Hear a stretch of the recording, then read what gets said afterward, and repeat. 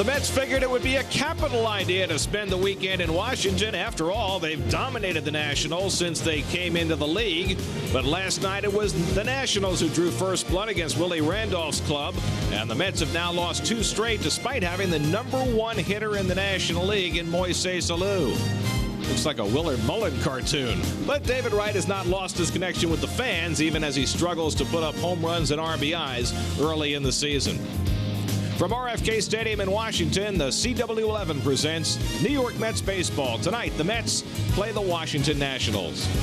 And a pleasant good evening, everybody, and welcome to RFK Stadium. Gary Cohen, Ron Darling with you tonight. The Mets are leading the league in team batting average. They're second in the league in runs scored. So what's wrong with the Mets offense? Well, right now, Willie Randolph's a little concerned about their situational hitting. You know, Gary, it's a little deceptive because they've got 4 regulars that are hitting under 200 with runners in scoring position and less than 2 outs. Carlos Delgado, David Wright, Sean Green, and Paul LaDuca. So in spring training, Willie Randolph wanted his team to get the starters into higher pitch counts. I think they've done that, but they just haven't hit in situationally like they did last year. 241 with runners in scoring position, and with runners at third and less than 2 out, they're only driving that run in 45% of the time, and that's a problem right now. Yeah, usually the league average is closer to 60%, so they've got to do a better job. Maybe against Jerome Williams, starting pitcher for the Nationals, have a better chance. In his last 2 starts, hitters are hitting 7 for 16 with runners in scoring position. So Williams might be the right person at the right time. So the Mets will try and get some runs for Tom Glavine, who goes after career win number 294 last night.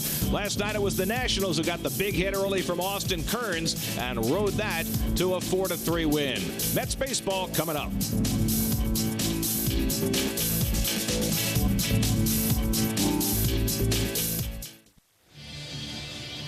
New York Mets baseball is brought to you by your local Lexus dealer and the Lexus ES350. By Verizon, working for you. By Infinity, makers of the all-new 306 horsepower G Beyond machine. By Geico, 15 minutes could save you 15% on car insurance. By Men's Warehouse, you're going to like the way you look. And by Hummer, visit HummerMetro.com and check out the H3 Hummer like nothing else. And today's game is presented in Espanol by using the SAP feature on your television set. It's brought to you by Toyota, a smart way to keep moving forward. And Jose Reyes fouls off the first pitch of the game from Jerome Williams, and we're underway in Washington. Reyes right now 9th in the National League with that .348 batting average. And Williams misses low, 1-1.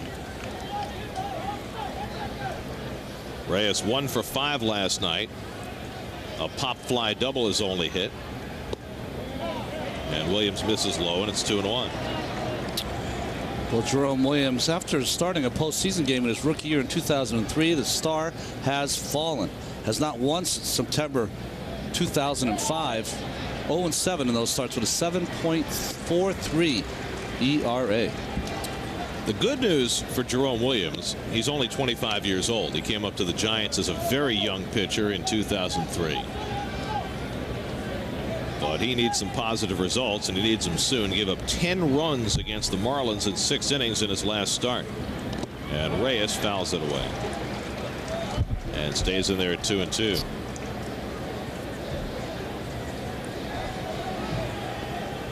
Jose off to a phenomenal start, leading the National League in runs scored, stolen bases, triples, and laying off those breaking balls in the dirt. He's laying off the ones in the dirt, and the ones that are in the strike zone, he has just been covering them. So he's turned a weakness into a strength. Seeing more pitches, letting the ball get deeper, and figuring out what he can handle and what he can't.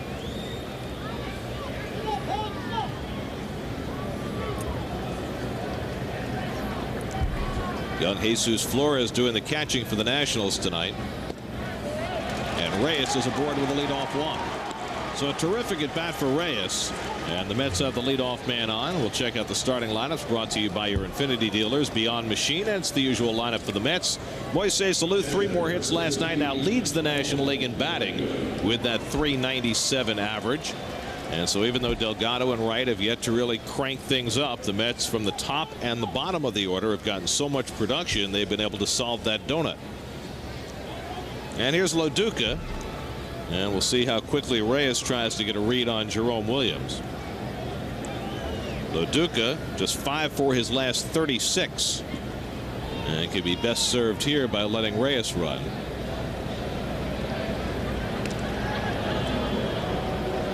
Well, Williams not much of a move to first base. You can see that little hop and throw.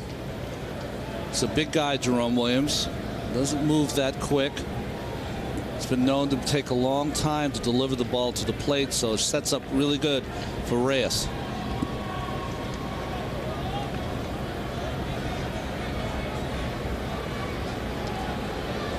And Williams keeping an eye. Reyes was bound and determined this year to run earlier in counts. But he has not done much first pitch running. He did a lot of it in spring training, which was a great place to do it. I'd like to see young players work on their game, get better, and Reyes did do that. Of course, teams tend to pitch out first pitch when you have a base stealer aboard. And Loduca first pitch swinging, and he fouls it away, 0-1. A look at the defense brought to you by your local Nissan dealers. You can see Church and Kearns both have good arms in center and right field respectively. Felipe Lopez was going to start this year at second base, but with the injury to Guzman, he's back at short, and Belliard now becomes an everyday player with Jesus Flores catching tonight's game, the former Met prospect. That Nationals infield defense may be changing again soon as Guzman is on the mend. 0-1 to Loduca, and Williams spending a lot of time making Reyes dive back into that bag. You know, I've asked this question a number of times when we talk about pitch counts with pitchers. When you throw the ball to first base, should that count as a pitch in a pitch count? It shouldn't count as a pitch, but it should maybe every 2 times you throw over there count it as a pitch, because it's one of those things that will tire a pitcher out. He's trying to tire the hitter out or the runner out. Sometimes he tires himself out. And Loduca fouls it away, and it's 0-2. Interesting to see Loduca swinging at the first 2 pitches, getting in the hole 0-2. Loduca usually lets those pitches go, and both of them were kind of high in the strike zone. Well, we saw him last night in the 9th inning swing at a pitch up out of the strike zone, trying to hit it out of the ballpark in a situation where the Mets were down by a run. It's been a bit of a struggle for Loduca. And remember, he also got hit on the left thumb last night while catching, taking another foul ball off that area he hurt last year. Reyes not running, and Loduca has to spin out of the way, 1-2. You know, I think that sometimes when you're struggling, you'll see this fastball trying to go up in the strike zone. It tails up and in Loduca. Certainly not a bad pitch, just trying to get Loduca off the plate. When you're struggling, you said what, 5 for 38. Occasionally, you know you're going to get that first pitch fastball. Sometimes you just want to jump on top of it, get yourself a knock. Especially with Reyes on base, you figure you're going to see mostly fastballs. 1-2 now to Loduca, and Reyes runs. They try to pitch out, but the ball was over the plate. And frankly, it was close to being a strike. But it's a stolen base for Reyes. I'm not sure how Flores caught that ball, but he did. Well, you'll see the pitch out. You're supposed to throw it outside, and he threw it right down the middle. Paul Loduca's lucky that the umpire got out of the way, because he could have called that a strike. Might have been a little high, but nonetheless, Williams clearly was not on the same page with Flores, and Reyes has his 14th stolen base. So now Loduca will try and get that ball to the right side and get Reyes over. Hits it to the right side, and so Loduca, with a productive at bat, moves Reyes to third with 1 away.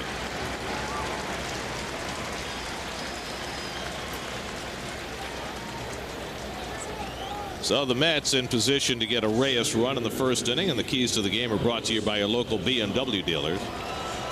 Well, you see the hitting with runners in scoring position. That's got to get it better. 3 for 11 last night. Big bats going. Delgado 195 average, and score early. When the Mets score early, they seem to put, well, you see the Nationals, sorry, they had 3 first inning runs after going 22 games without scoring a run. So we talked in the opening about getting a runner home from third with less than 2 out. A chance for Beltran in the first inning, and he takes ball 1. Ronnie mentioned in the open, you want to get to about 60% as a team, getting those runners in from third with less than 2 out. The Mets right now are at 45%. Beltran 7 for 12 in getting that run in. That's 58%, right where you want to be. But he won't do it this time. The pop-up handled by Zimmerman, and there are 2 away. And these are the at-bats that really have Willie Randolph wondering about the situational hitting on this team right now. Well, that's a little changeup, not a good pitch to swing at ahead in the count. And last night, 3 for 11, kind of skewed because 2 of the hits in runners in scoring position did not score a run.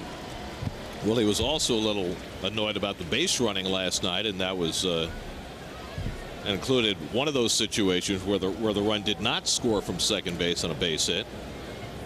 So it's left to Carlos Delgado to try and get the run in with 2 out.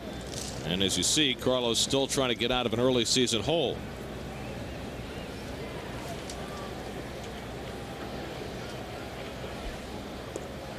So the infield defense array, Zimmerman having to stay close to the bag at third with Reyes there. So that opens up that whole shortstop hole. And what's interesting for Delgado, Gary, is that with runners in scoring position and less than 2 outs, he's batting $143, but with 2 outs, he's batting .429. Which should be the opposite usually. Early season? Yes. Small samples. Numbers. Yep.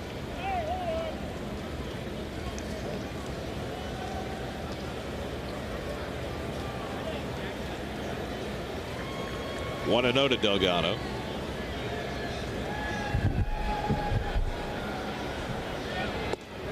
And Williams misses with the fastball. And it's 2-0. Well, for the fans who watched last night's ball game, Greg Gibson, the home plate umpire's strike zone is a little different than Larry Vanover's last night. All those pitches on the black, well, they were strikes with Vanover last night. And now it's 3-0 to Delgado. Last night you had 2 pitchers who've had some issues with control, and well, they walked 1 batter between them. So gave you an idea just what Vanover's strike zone was like. Here Williams has already walked a batter in the first inning. He's behind Delgado 3-0. Oliver Perez certainly pitched well enough to win last night. On most nights with this offense. We're talking to Willie Randolph before the game tonight about why he allowed Perez to hit in that 6th inning. He said, I've got to show confidence in him. It said confidence is the #1 component right now for Perez. And Delgado draws a walk, and the Mets have runners at the corners. So confidence in the way that he's telling him that, how can I trust you to go late into a game if I don't allow you to go late into the game? That might come back to the fact of the relief pitchers. In the first third of the year, you do some different things maybe with your pitching that you wouldn't do in September.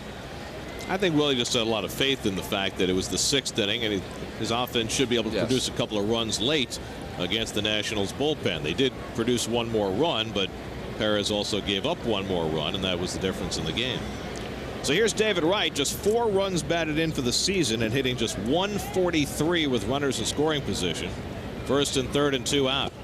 And he takes a strike from Williams, 0-1.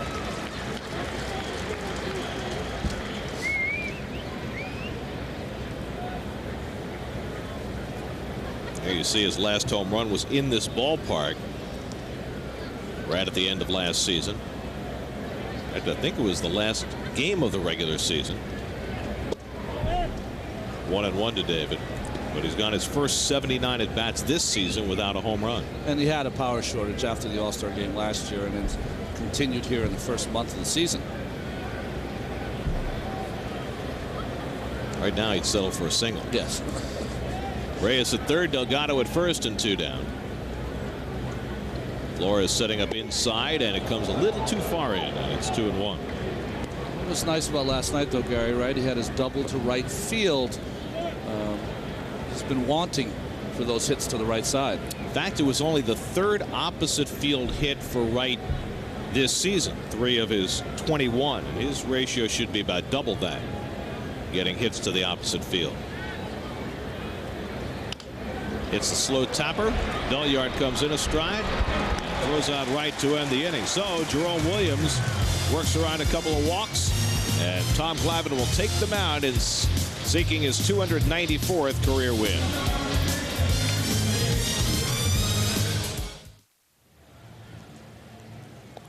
Gorgeous overhead shot. of our nation's capital. As the Nationals come to bat in the bottom of the first inning.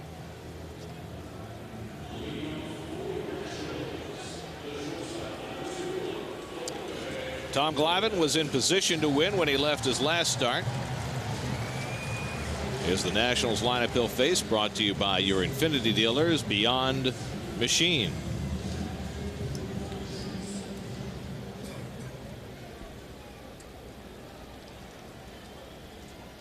Jesus Flores gets the start behind the plate, otherwise the same unit that Manny Acta ran out there last night as Felipe Lopez fouls the first one away.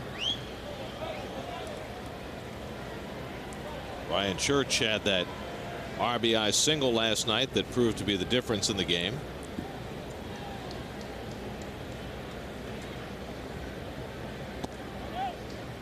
One and one to Lopez. It's 2 games in a row for Church. Cole Hamels he got on Thursday with a big hit for the Nationals, and then last night against Oliver Perez. And he drops a bunt.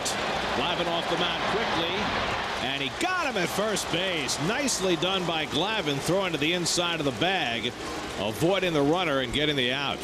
Well, he never ceases to amaze me. His fielding technique is impeccable. Tough play for a left-handed pitcher. He's got to turn all the way around. And you see how he makes that throw to the outside of the bag? Delgado gives him that nice target outside. You just try to throw it about 3 feet outside the line so you don't hit the runner, and fine play. What Lopez is trying to do there is not hit it on the line as much. He's trying to push it by Glavine and wasn't able to do that. Belliard lifts one to right field, and Sean Green right there. And quickly there are 2 away. So 2 up and 2 set aside for Glavine. Well, Tommy Glavine, 41 years old, #1 pitcher on this team, tied for the team lead with 3 wins. 3 Ks tonight. He reaches 2,500 for his career. And 5 strikeouts, and he'll reach Christy Mathewson for 29th place all time. And if you catch Christy Mathewson in anything, Exactly. you're doing a pretty good job. So 2 away, and here's Ryan Zimmerman. Zimmerman 1 for 4 last night. He's been picking it up with the bat lately after a slow start. Saw him have some problems in the field last night, and he's already made 5 errors this year. Might have been charged with 1 last night, but it was scored a hit. It's hard to remember, though. He's 22 years old. 22 years old, and the expectation level of him, Jim Bowden has said, is that he has a chance to be the next Brooks Robinson. How'd you like that to be dropped on you? It's fine if it happens. That's a Sparky Anderson, isn't it? Chris Pitaro toward the hole, and Zimmerman's old buddy Wright cuts it off and throws him out to end the inning. Wright showing nice range, moving to his left, and he helps Glavine to a 1-2-3 bottom of the first. Moises Alou, the league's leading hitter, will lead off as the Mets come up in the second.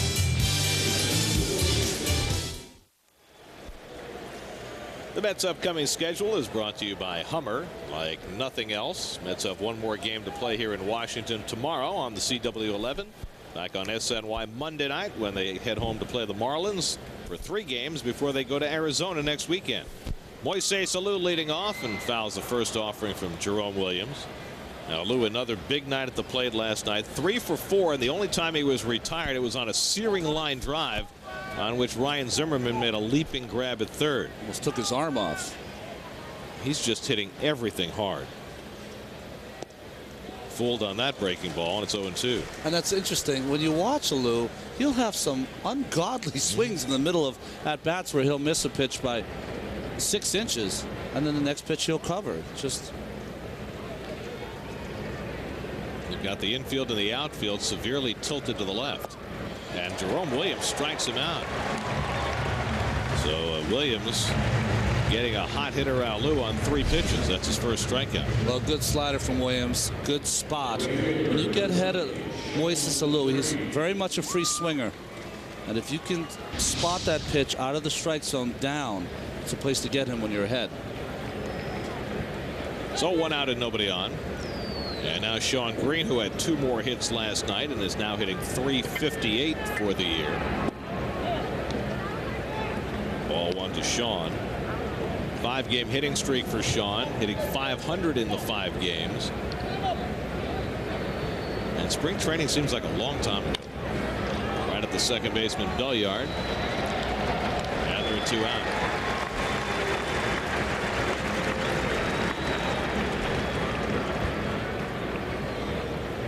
So after Jerome Williams worked out of first inning trouble, he casually sets down the first 2 here in the second. And it brings up Jose Valentin. Valentin 1 for 4 last night, drove in a run.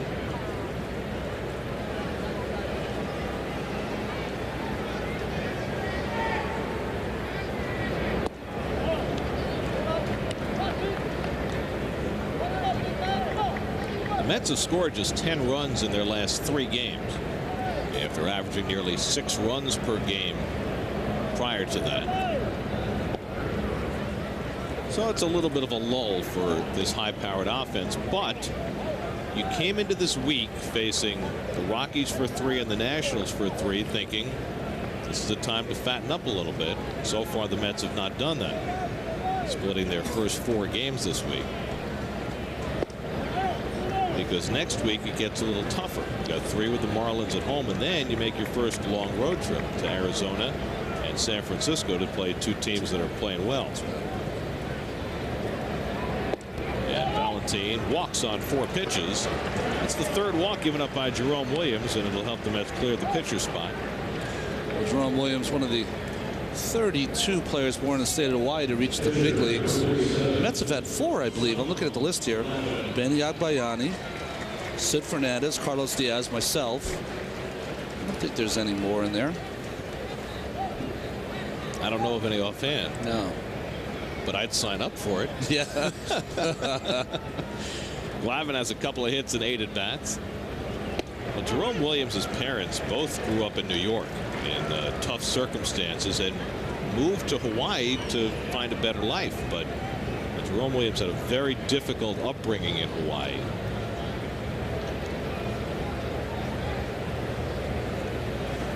As it turned out, his parents did not find paradise out there. In fact, his father was severely injured in a construction accident when Jerome was a sophomore in high school. The same year, his mother was diagnosed with breast cancer.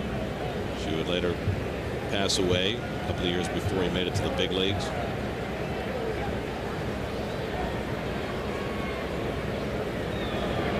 So even though he grew up in paradise, his upbringing was not necessarily paradise. Well, you can see why he's had some of the struggles he's had. He's having trouble throwing the fastball where he wants to throw it. If you're having trouble throwing it to the pitcher where you want to throw it, you're in trouble. 2-1 to Glavine. And he takes the letter high strike, 2-2.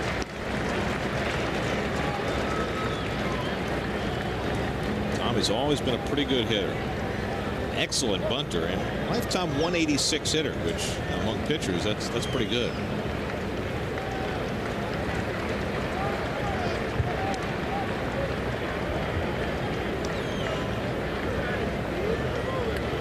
The thing about Tommy is not only is it a pretty good average for a pitcher, but he always seems to help himself every game with the bat, whether it's to work the pitcher deep in the count.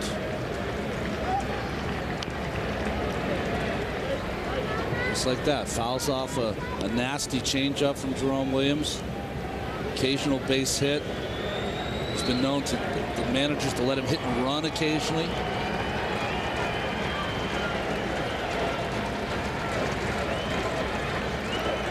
Two and 2 to Glavine with Valentin at first and 2 out. No score. We're in the second.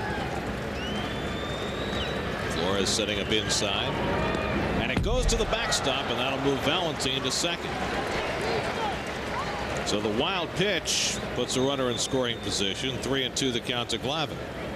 You know, Gary, we've already seen Jesus Flores, a Rule 5 pick, struggles a little bit with his technique. You see, he did not drop to his knees and try to block that with his body. Instead, tried to catch it with his glove, and that's what happens when you have a young catcher who doesn't have that much experience yet, and they're trying to keep him in the big leagues here all year.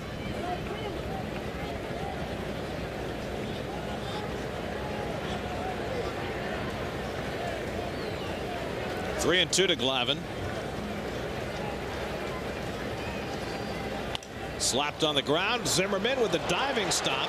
Enough time to get up and throw just in time to get Glavine. And there's a tremendous play by Ryan Zimmerman to save a run. The range, the recovery, and the arm.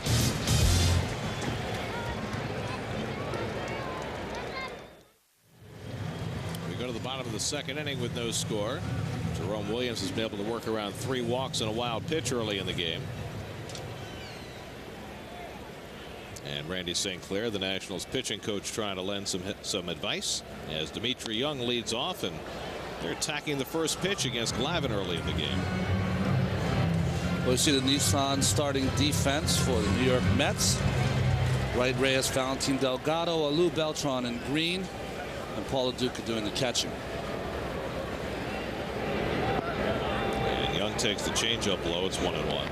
Dimitri Young off to a fast start. Filling in for the injured Nick Johnson, who is getting a little bit closer day by day to making his return. 2-1 to Young. Still saying that Nick probably won't be back until June, but he's doing some running now on that repaired leg. And he broke his shay last September. 3-1 now to Young.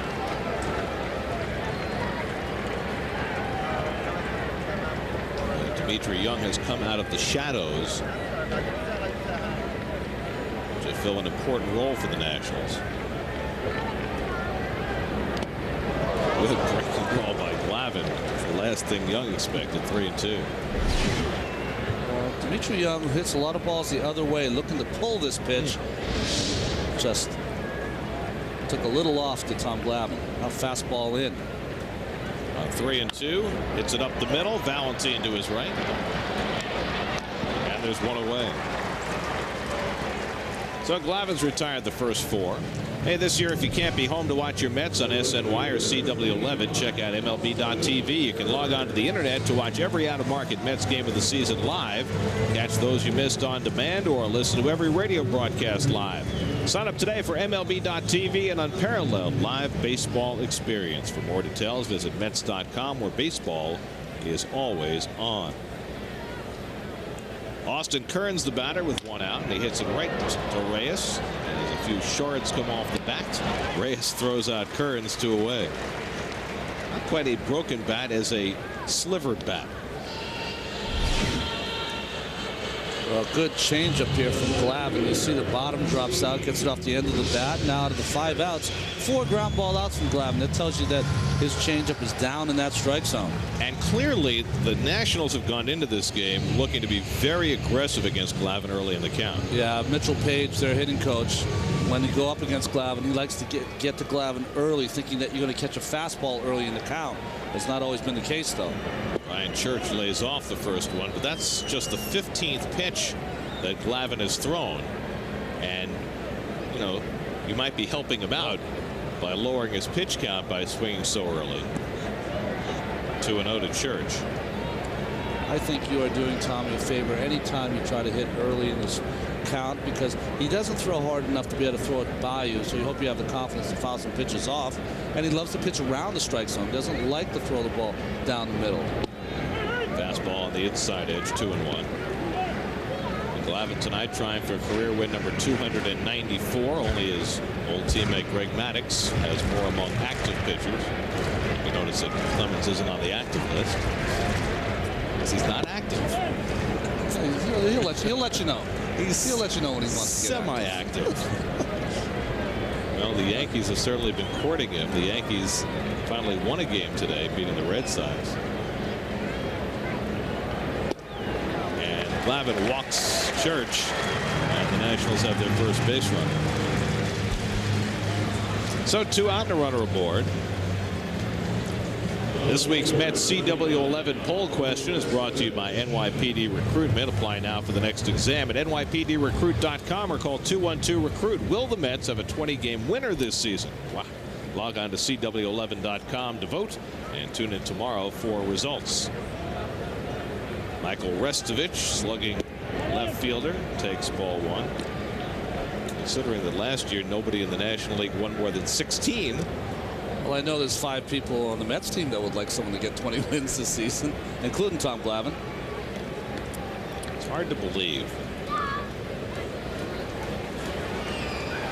If you think back to 1971, that the Baltimore Orioles had 4 20-game winners on their staff. And then you look at last year, and 20 wins has become an almost impossible hill to climb. Hit hard, but right to right. Snatches it on a hop and gets the force play to end the inning. So David staying with that wicked hop. And Glavine continues to get the ground ball outs. No score as we go to the third.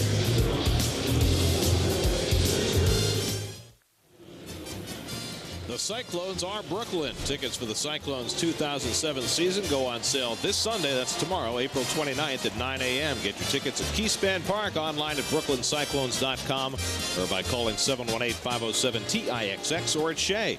It's a hot ticket. Get it now.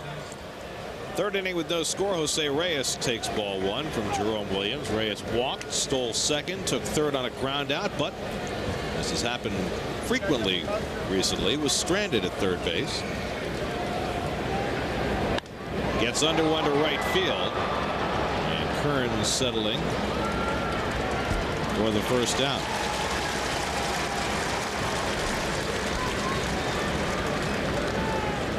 So 1 out and nobody on. Good crowd gathered on a Saturday night. Had a little drizzle right before the game, but nothing too substantial, and the weather is supposed to improve as the evening goes along. It's supposed to be a beautiful day here tomorrow. The Expo jersey. That's an old Nationals fan. Right. It was one of the most touching things I've ever seen when the Expos played their last ever game, as LaDuca takes high and tight. It was at Shea Stadium 3 years ago. And there was a small cadre of Expos fans who had made the trip from Montreal to Shea. Probably 150 or 200 of them. And when the last game ended, neither team was going anywhere. Those fans stood and applauded, and they just didn't want to leave. Emotional. Absolutely. And, there's this perception that there was no feeling for the Expos in Montreal, and nothing could be further from the truth. There was a tremendous amount of feeling for that team. The problem was that management up there completely squandered it. 2-2 to LaDuca.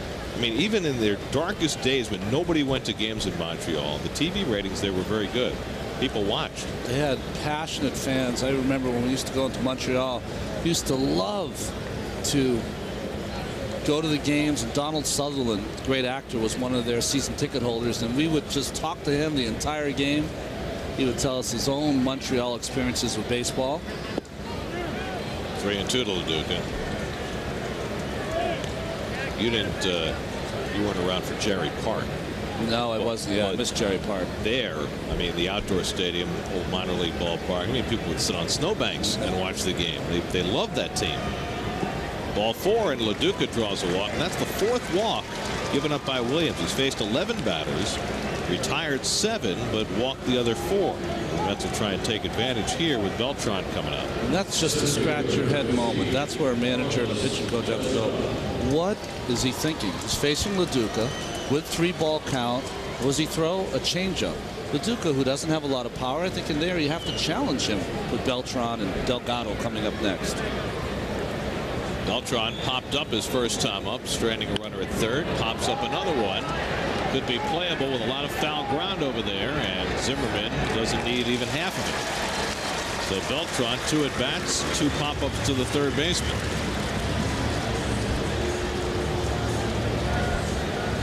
When you talk about pitch selection, you've got not just a rookie catcher, but a rookie catcher who hadn't played above A ball before this year, and that's got to factor in, doesn't it? It's got to factor in, but at this point, even though Jerome Williams is only 25 years old, he should know by now that this game, he can call his own game. And, it's different if you got maybe Beltran up there or Delgado on a 3-2 pitch.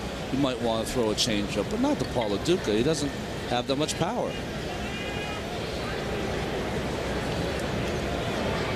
So here's Delgado, who walked his first time up. And he takes a strike.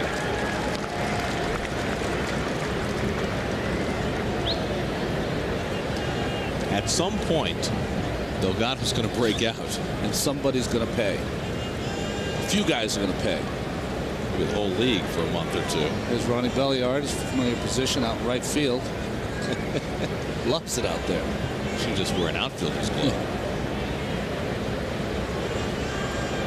I mean, a lot of guys play deep at second base against Delgado and other pull hitters, but Belliard's on the grass for everybody.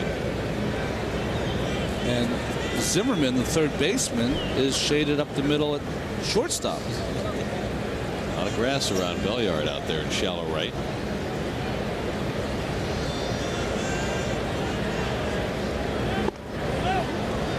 Two and one to Delgado.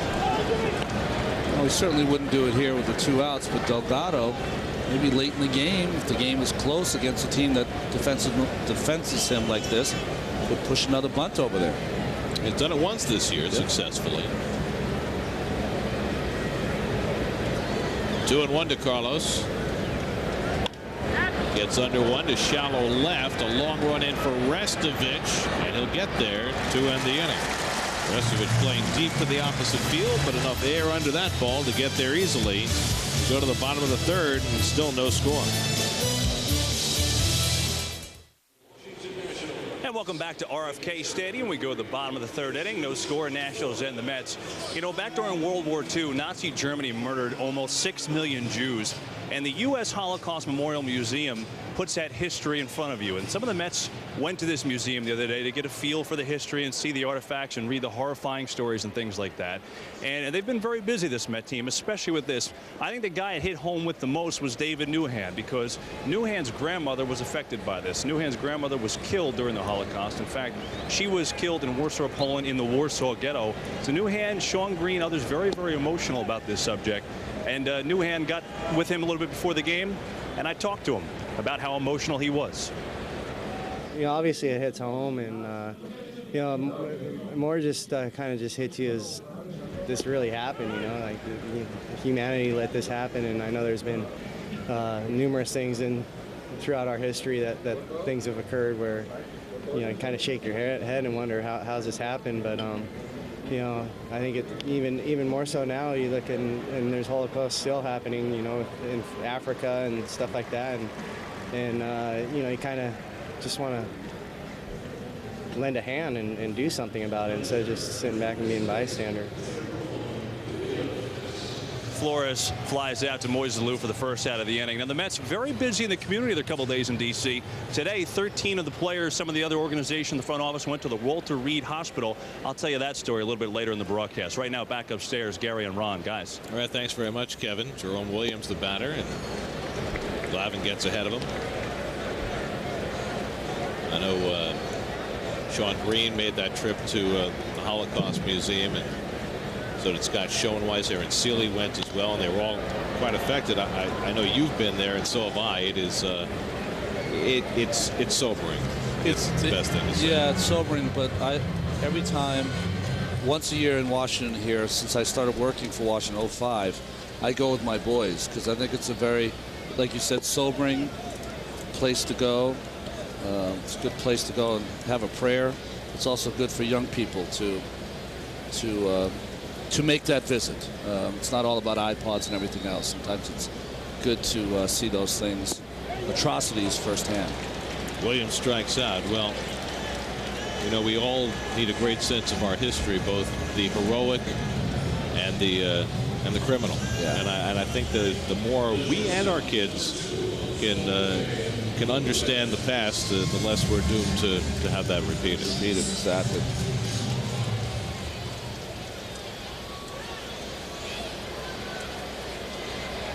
So 2 out and nobody on, and Felipe Lopez the batter, and he takes a strike from Glavine.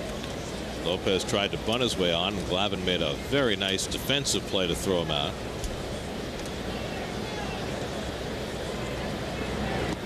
It's interesting. Lopez has had some nice years in the National League. The Mets have never seen any of it. His lifetime batting average against the Mets is 169. become a pretty good hitter, though. And the curveball from Glavine drops in for a strike, 1-2. Well, there's a pitch that Glavine has not been able to use because of the cold weather. Only 3 times in his previous starts he's been able to use it. Now starting to break it out as the weather gets warmer. Right past Glavine and into center field, and Lopez has the first hit of the game for either side. Now, Glavine's such a good fielder, you expect him to get that ball. Yeah, that's tough because it's on the opposite side. It's on his left side where his hand is, so he's got to reach all the way across his body. The other side he's better at.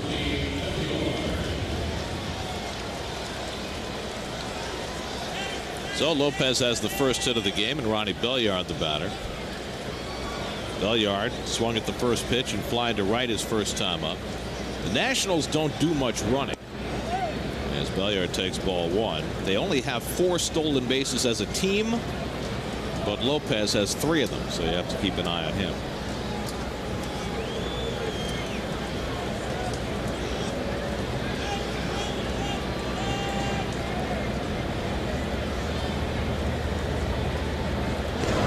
Last year, I was expounding on how great a fielder Tommy Glavine was. He ended up fielding a bunt. I don't know if you remember.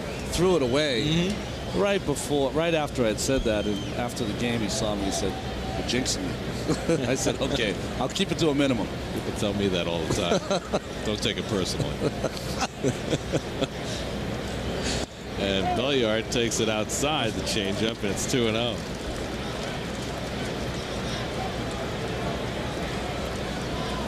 Lopez, every base stealer has a different kind of lead, but very unusual. Felipe Lopez almost opens up his right hip and has his chest almost facing second base. Watch. See that? Generally, they want you to have that weight pretty equally distributed. Because you can go back to first base or to second. They want you to have that crossover step to second base, but maybe he's just trying to clear that front hip. Watch him turn towards the Chevy sign in the back there. There you go.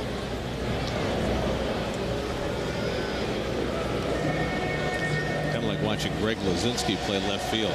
Remember how he used to stand side saddle out there? Right. Never could quite figure out why. He said it made him look thinner. It didn't work.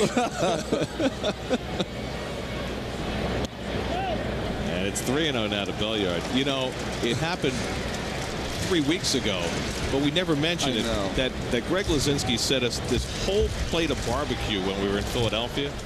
But it was so cold that no one wanted to open the packages. Didn't want to take off your gloves. That's right.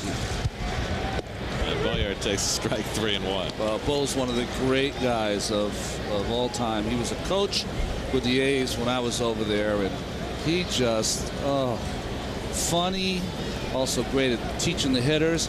One night he got a 2 ornery with Canseco McGuire. They threw him in the fountain in Kansas City. Lopez runs. Loduca's throw to the bag, and Lopez gives up. What was that all about? Didn't slide, stopped short of the bag, and he's tagged out to end the inning. Loduca's now thrown out 5 out of 11 this year. But this was an odd one. Lopez just pulled up.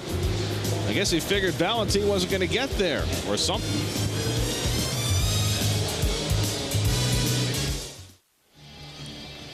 New York Mets baseball is brought to you by Dunkin' Donuts. America runs on Dunkin'.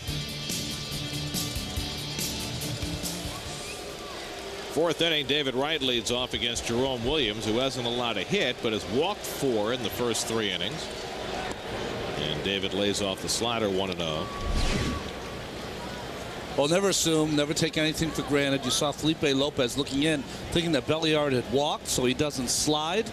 And you people at home think that he might have been safe. Well, he might have been, but there's a bonehead factor in baseball. And if it's a bonehead play, you're out. That's how it goes.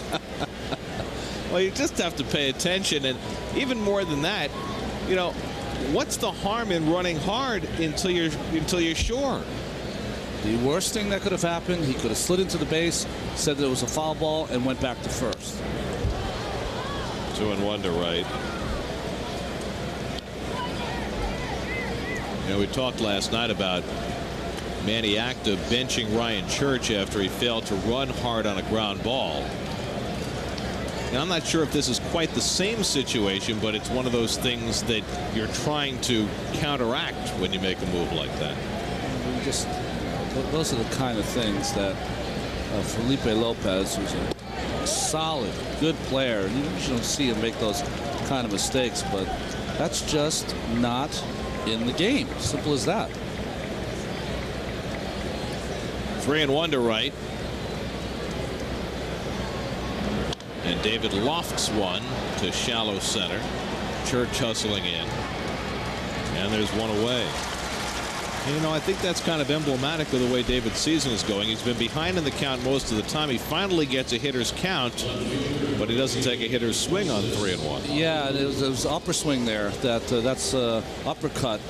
And you know that he's trying to get rid of that because he's the kind of guy that drives the ball. He's a line drive hitter. His home runs are not mistakes, but his home runs are the kind that he just gets under a little bit so they carry out. But he's not a guy, prodigious 40 home run guy, not yet anyway. Here's Alou, who struck out on 3 pitches his first time up, and Williams works him inside with a changeup. Alou just having a phenomenal start to his season, and you know, again, with Delgado and Wright struggling at 4 and 5 in the order, as Alou goes the other way and hits it well to right. And Kearns is there for the second out.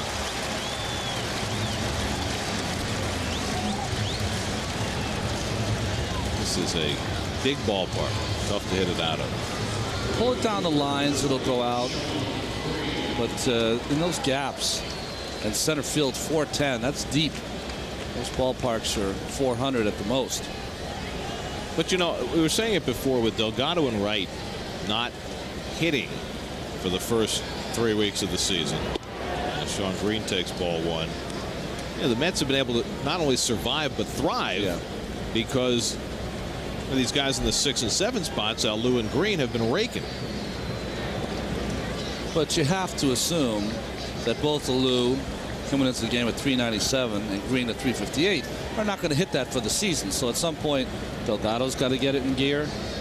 Wright's got to get it in gear. For Wright to have 4 RBIs just seems unheard of the way he drives in runs. Well, it's stunning considering, you know, what he's got in front of him. I mean, even though Delgado directly in front of him hasn't been hitting, you know, Beltran's batting .330, so he's been, you know, on base quite a bit. But it has been a head-scratching year for Wright so far. Green goes the other way, down toward the left field corner, and Restovich runs it down for the 3rd out. So 3 fly balls and 3 outs for Jerome Williams, who still hasn't allowed a hit over the first 4 innings. No score.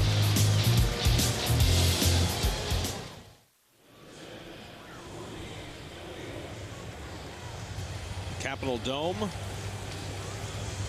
Highlighting our Dodge trivia question for the night. Who holds the Mets record for consecutive games reaching base?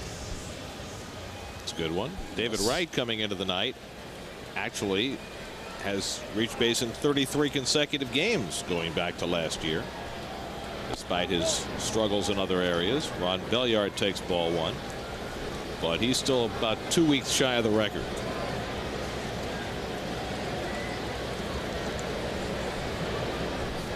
Belliard was at the plate when Lopez was caught stealing in that bizarre fashion to end the 3rd. So he gets a fresh turn at bat.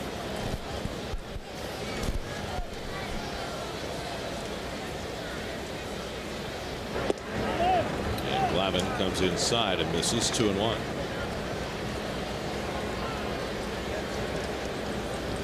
Well, we mentioned the Nationals' middle infield situation could be changing soon. Right back to Glavine, shows his ups, throws out Belliard, 1 away. Christian Guzman got hurt on opening day and may be back soon. Perfect fielding position. Quick move by Glavine, little crow hop. Makes it look easy. Those plays are not easy. Well, you have to be in good position coming out of your delivery. You're a sinker ball pitcher or a contact kind of pitcher. You've got to learn how to get in a fielding position. As we see Jose Valentin leaving the field, Gary. I don't know if his knee is bothering him. Well, they were looking at that knee in the dugout after he tagged out Lopez to end the 3rd. Ray Ramirez was manipulating that right knee, and whatever it was, clearly Jose is not feeling well enough to continue and taking himself right out of the game. So that's certainly of concern. It didn't look like he was in a lot of pain, and frankly it doesn't look like he's limping a whole lot, but they were looking at that knee after the last inning. Well, Ray Ramirez, the trainer, when he was manipulating it, looked like he was saying that he had a click. He was feeling a click in his knee there, and sometimes that can be a loose ligament. And Willie Randolph indicating to the home plate umpire Greg Gibson that he's going to get somebody in there momentarily, and now Damian Easley is heading out. Let's take a look and see if we can figure out what happened here. See how he stumbled there? Yeah.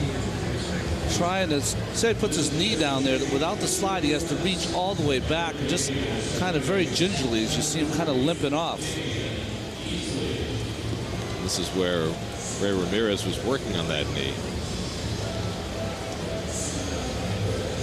Sometimes you'll just feel as a player, you'll just feel that knee come out of joint a little, and it'll make this clicking sound, and it can scare you as an athlete. It just looked as though when he stumbled that his knee bent a little too much. Yeah.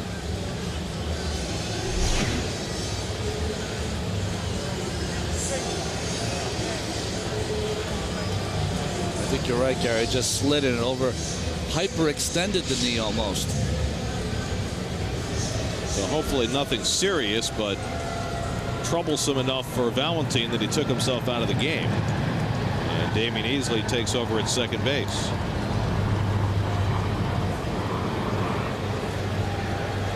So Ryan Zimmerman, the batter, with 1 out and nobody on. And Glavine misses with the changeup. Zimmerman grounded out his first time up. No score. We're in the bottom of the 4th. There's only been 1 hit in this game. It's Felipe Lopez's 2-out single in the 3rd, and he erased himself. Caught napping.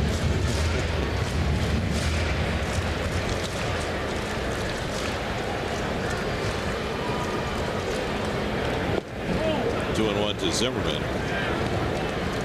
Turned out Lopez not only eliminated himself, he eliminated Valentin. Yeah.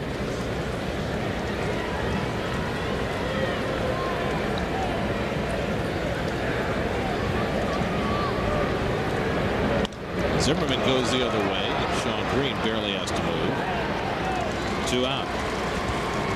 So Glavine's retired the first 2 in each inning. And that's a pretty good way to survive. Well, they call it loading up, right?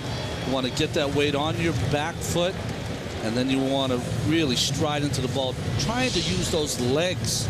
That one just a little too far outside for Zimmerman to get any power on it. So 2 out and nobody on. Now Dimitri Young, who rounded out to second his first time, and he takes high. Dimitri Young has been getting the majority of his hits to the opposite field from both sides of the plate. It's that one foul. A lot of room and foul ground for Delgado, but he's not going to get there. We talked about it last night, the acreage outside the foul lines here at RFK Stadium. That can be very helpful to a pitcher over the course of the season. Well, Wade Boggs, the Hall of Famer, he hated hitting in Oakland because he had that Fenway Park. So you see the line, Tommy Glavine so far. Then we're over pitching line. Good changeup, and it's 1-2 to Young. Well, good changeup here. Dimitri Young is one of those hitters. He always sits on the fastball, tries to make an adjustment. That changeup too good. Another one, but that misses. 2-2. I recall Young being as pronounced an opposite field hitter in his earlier years as he has been so far this season. I see a lot of hitters start as they get older, start to work the opposite field more. A little slower bat. Pulls this one on the ground to Reyes. Plenty of time, and he throws him out. And it's a 1-2-3 inning for Tom Glavine. So Glavine is cruising, as is Jerome Williams. No score as we head to the 5th at RFK.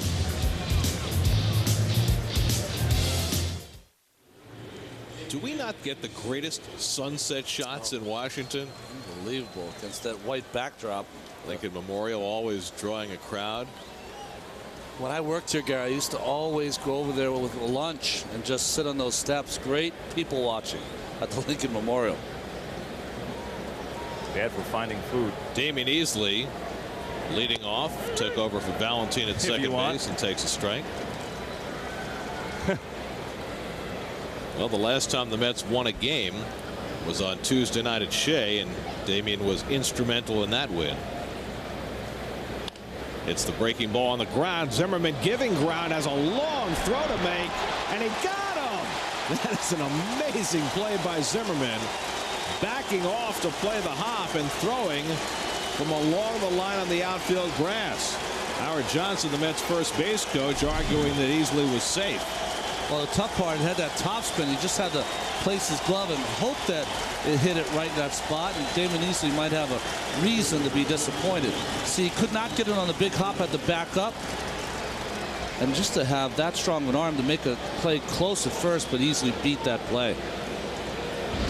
The Mets have had a couple like that to challenge in recent days. The last out of the game on Wednesday at Shea, where Beltran was clearly safe. And now this one a little closer, but it did look like Easley beat it. Glavine slaps one to short, and Lopez throws him out, 2 out.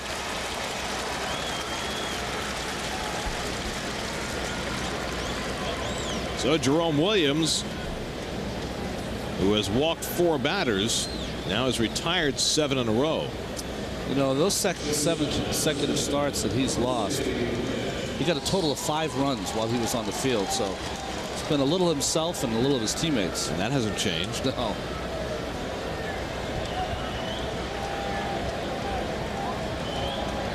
Here's Reyes, who's walked and flied out. And he takes a strike from Williams. It's been an odd week for Jose. He's had some lackluster games. Then in that lopsided loss to the Rockies, he rang out 4 hits.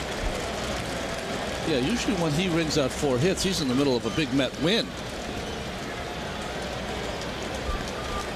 Looking for the high one. A little too high, 1-2.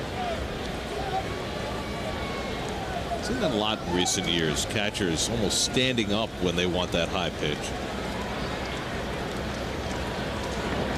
Slapped over third. Zimmerman with a diving stop. Can he get Reyes? He got him! And Reyes thought he had beaten it. That's an even more amazing play. How do you make that dive and still throw out Jose Reyes at first base coming out of the left-hand batter's box? A spectacular play by Ryan Zimmerman to end the inning.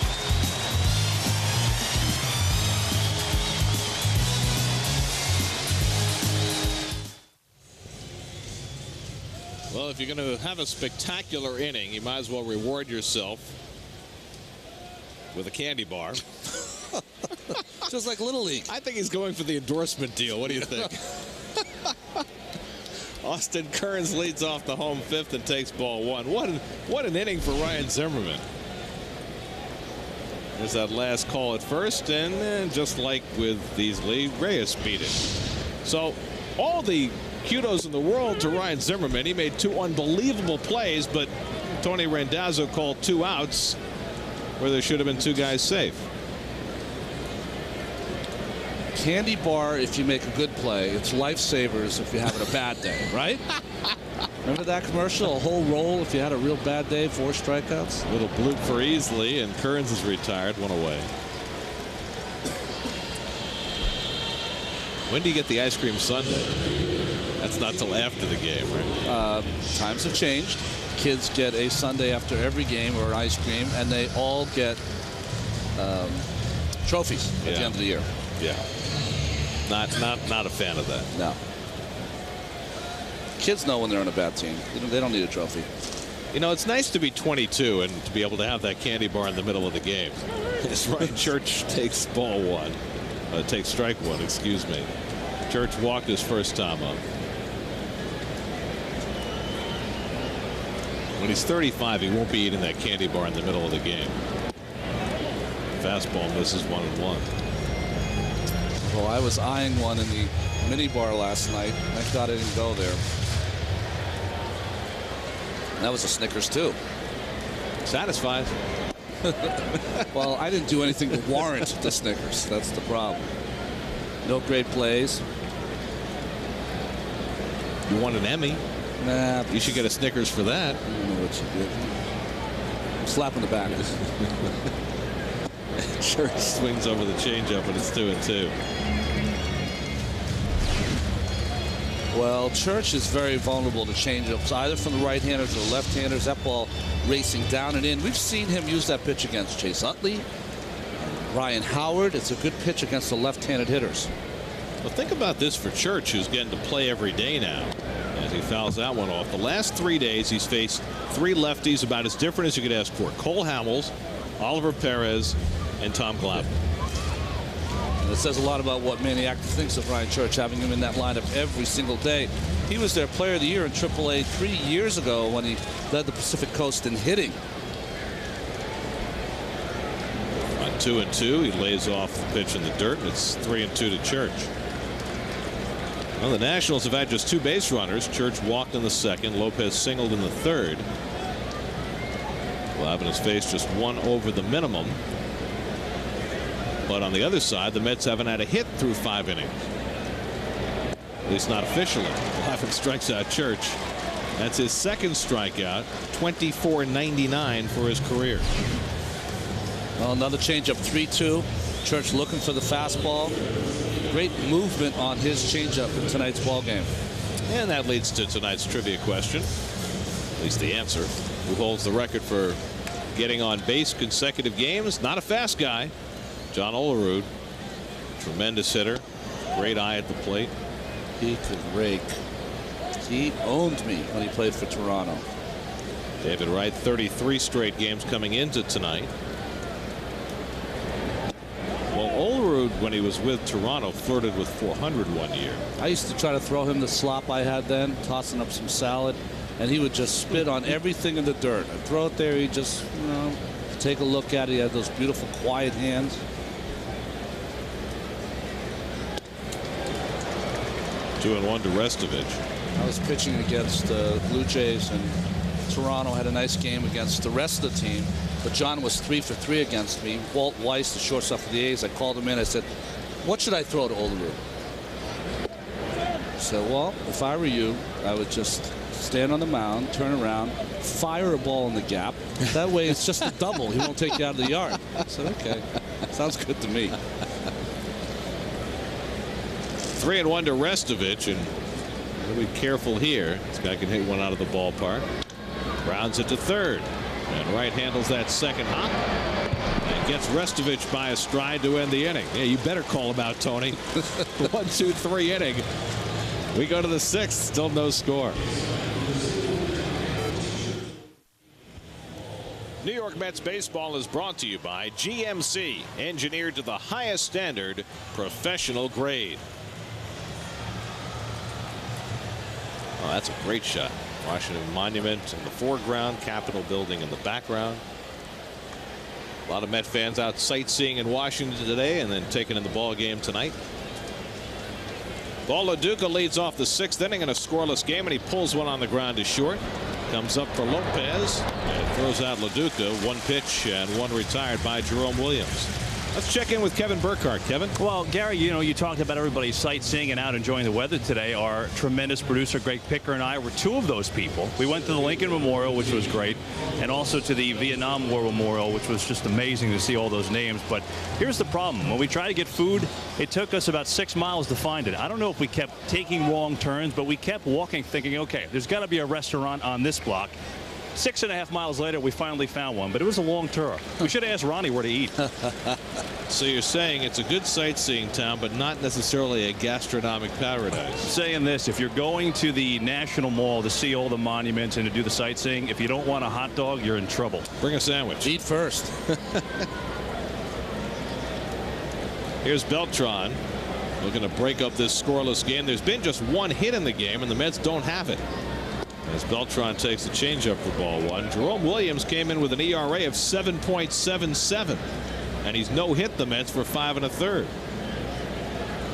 Again, with an asterisk. 2 bad calls at first. No, he just said he should have brought a sandwich.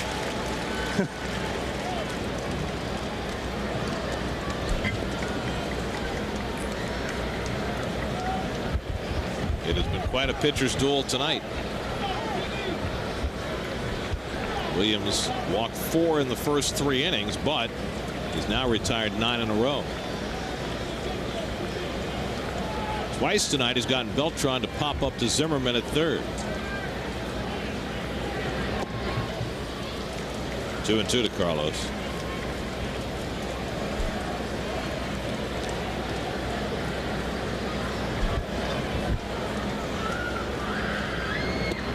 And now a full count. Talking about that Vietnam Veterans Memorial, classmate of mine, Maya Lin, is the designer of that, and much controversy when she got the appointment. But if you go down there, we're talking about sobering places to go, that is certainly one. And Beltran has the Mets' first hit of the night.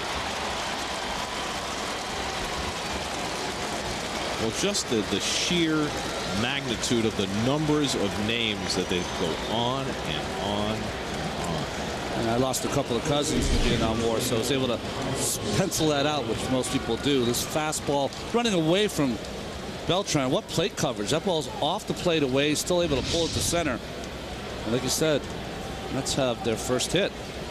So 1 out and 1 on in this scoreless game. And here's Delgado, who's walked and flied out. And they put on the full shift against him, although Belliard can't play the rover. Looking for the double play possibility. Ball 1 to Delgado.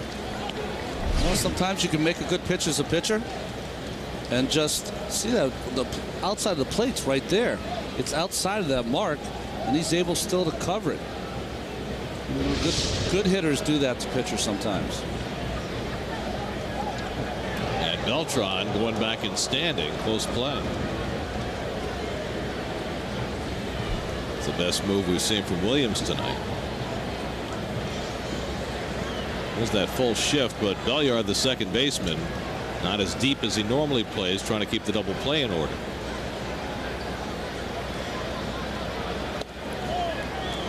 And Williams falls behind 2-0.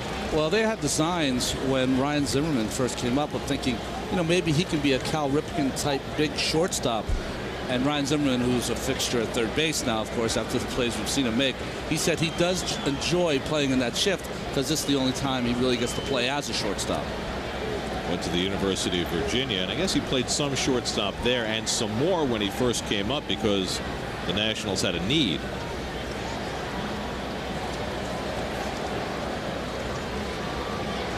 Two 2-0 to Delgado, and he grounds one to Belliard. Playing shallow pays off for him. He gets the out at second and the out at first. The 4-5-3 double play with Zimmerman getting to turn it. So the Mets get their first hit, but he's erased quickly. Still no score.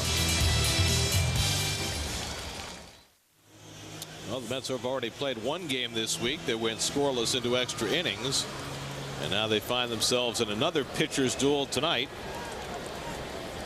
And yes, there are tons of Mets fans on hand as Jesus Flores leads off and takes the curveball from Glavine for ball 1.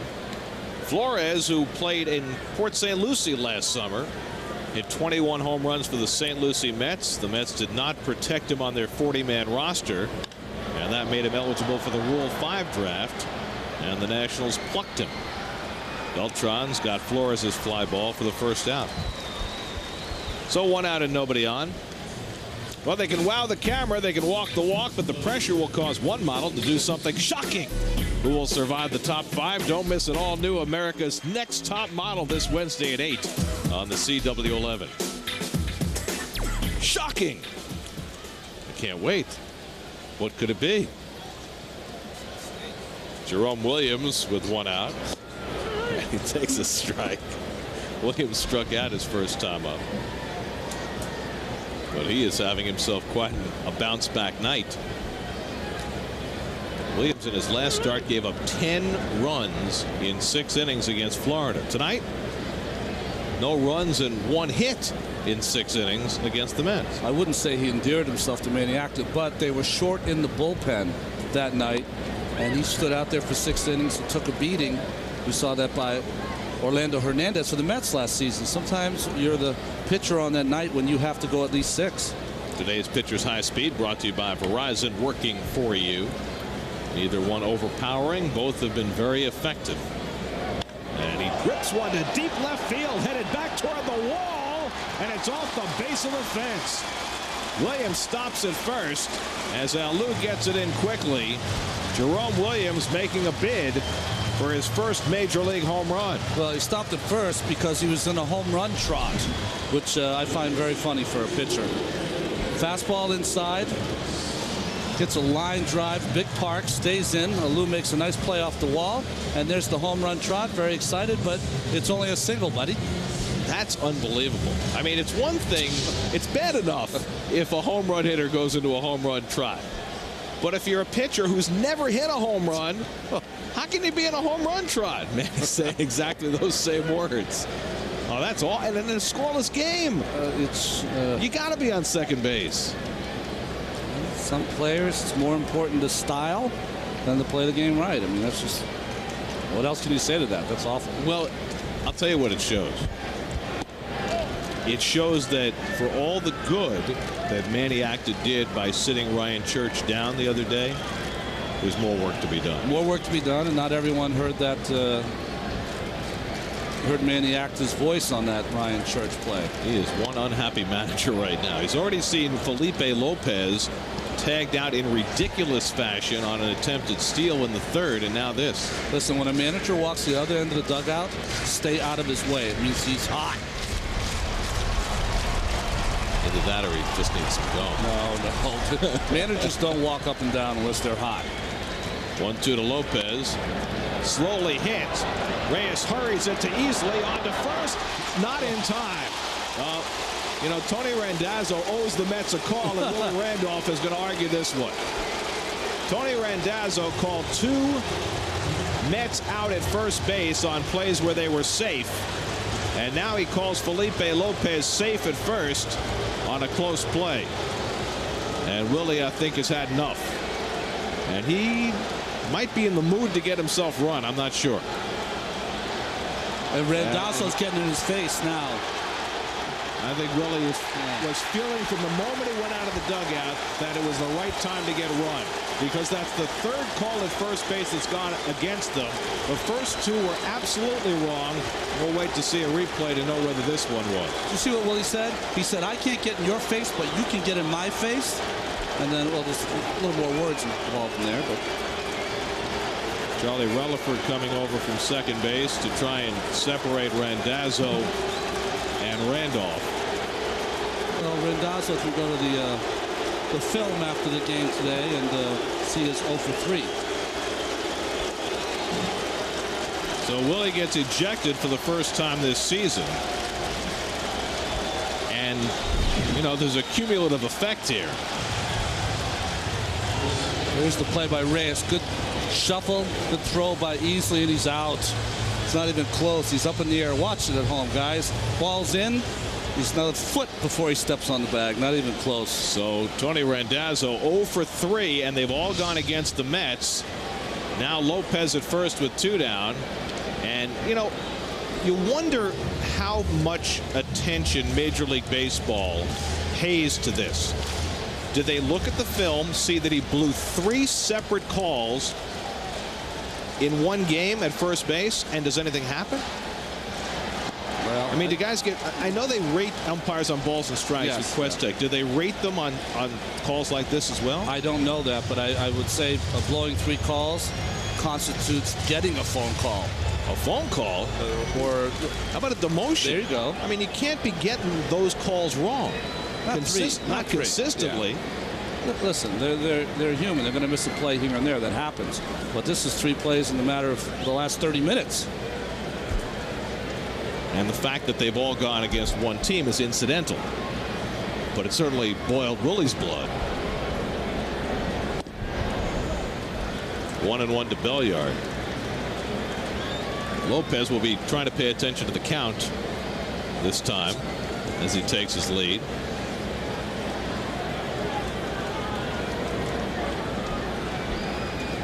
1-1 to Belliard, who's 0 for 2 tonight. Scoreless game in the 6th. Lopez runs and Belliard rips it toward the left field corner. Now Lou can't get it. And now Lopez turns third, and he's heading on home with the first run of the game. And so the blown call at first base costs the Mets, and the Nationals take a 1-0 lead. Well, now Lou made the dive. Had he let it bounce, he might have had a chance to keep that run from scoring. Although Felipe Lopez was running on the play, and I think he would have been sent. But you're right, Gary. If he could have stayed on his feet, got it on this short hop and got it in quickly, he might have had a chance. But we've seen Lou make some fine plays in that outfield. Tried to save Glavine with that play. Wasn't to be. He came close enough that it made it a worthwhile effort. But Lopez running on the pitch, able to score from first on the double by Belliard. It's 1-0 Washington. Now here's Ryan Zimmerman, and he takes ball 1. So the Nationals getting the benefit of 3 calls at first base. Whether the first 2 affected the outcome, we don't know, but this one surely did. Well, there might be some laundry baskets flying around in that Mets clubhouse right now. Maybe it's time for the Mets to get mad. And a strike to Zimmerman, 1-1. Now Lou making the diving effort, but just coming up short.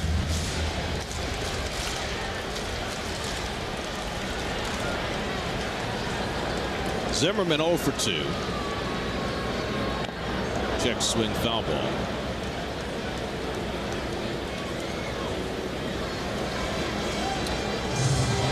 Boy, you just have a feeling when those kind of things happen that bad is going to happen next, you know? One of those calls that you should be out of the inning, you should be batting, having a chance to score a run, and next thing you know, you're down 1. Certainly looked as though the Mets had turned the double play to be through the inning, but it wasn't to be. Umpires' calls are part of the game. I just hate to have them consistently go the wrong way. Back to the past the mound as Glavine let it go and easily throws out Zimmerman to end the inning. But the Nationals break through and score the first run of the game. Willie Randolph gets himself ejected, arguing a bad call, and the bad call costs the Mets.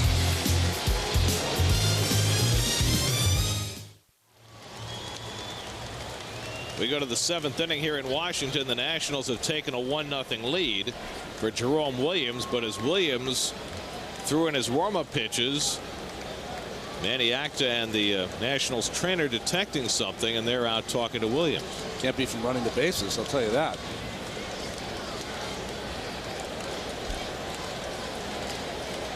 Already the Mets have had Jose Valentin leave the game with some right knee discomfort. And we'll see if Williams is okay.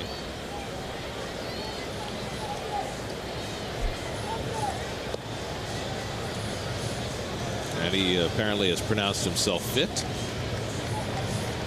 Meanwhile, the Mets losing their manager Willie Randolph during this confrontation with Tony Randazzo.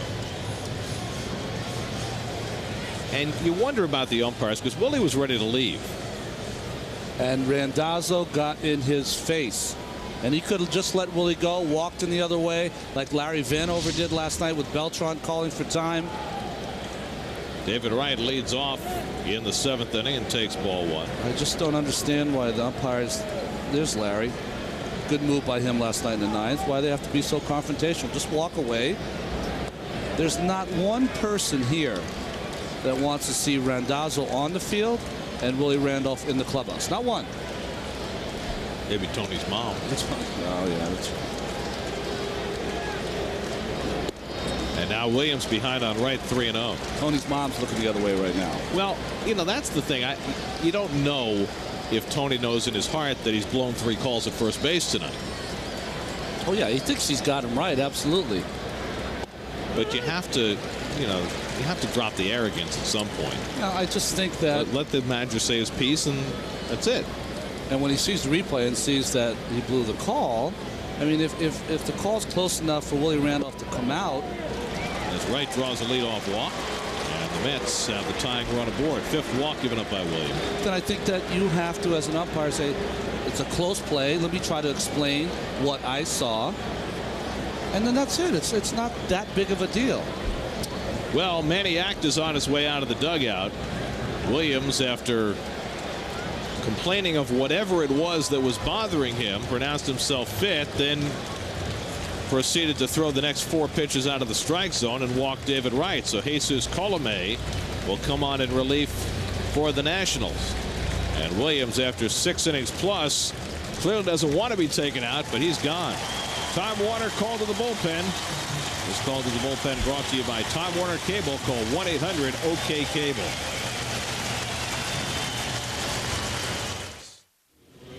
Check out our Jeep game summary. It's been a pitcher's day. Tom Glavine has allowed just 3 hits over 6 innings, but the Nationals broke through in the 6th. Willie Randolph ejected, arguing the 3rd bad call at first base, and it ended up costing the Mets. Jerome Williams done after 6+ innings. 1 hit, 5 walks, 1 strikeout. And Williams putting up that effort despite throwing more balls than strikes. Well, Jesus Colome now in the game. All of his major league games before pitching here for the Nationals came with the Tampa Bay Devil Rays. Moises Alou at bat. And the slider sends Flores down into the dirt, 1-0. Well, we saw one missed by Jesus Flores, but good job there. He's got to get a little lower, but good job of getting his body shifted out there anyway. It's a nice looking mask. That's right. Brian Schneider helped him with that one. A hockey style mask. Mets have the tying run aboard here in the 7th with nobody out. Now Lou came in the league's leading hitter starting the day, but he's 0 for 2 tonight. Struck out and flied out. And he grounds this one toward the hole. Zimmerman there to cut it off to second for 1. Belliard's relay in time double play. And no argument there. 5-4-3 double play. 2 out and nobody on.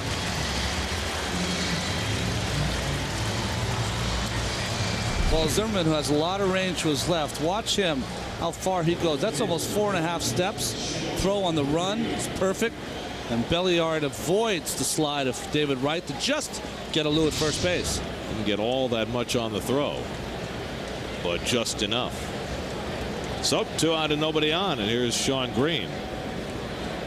Sean has grounded out and flied out. Well, Zimmerman has had himself a world-class game at third base.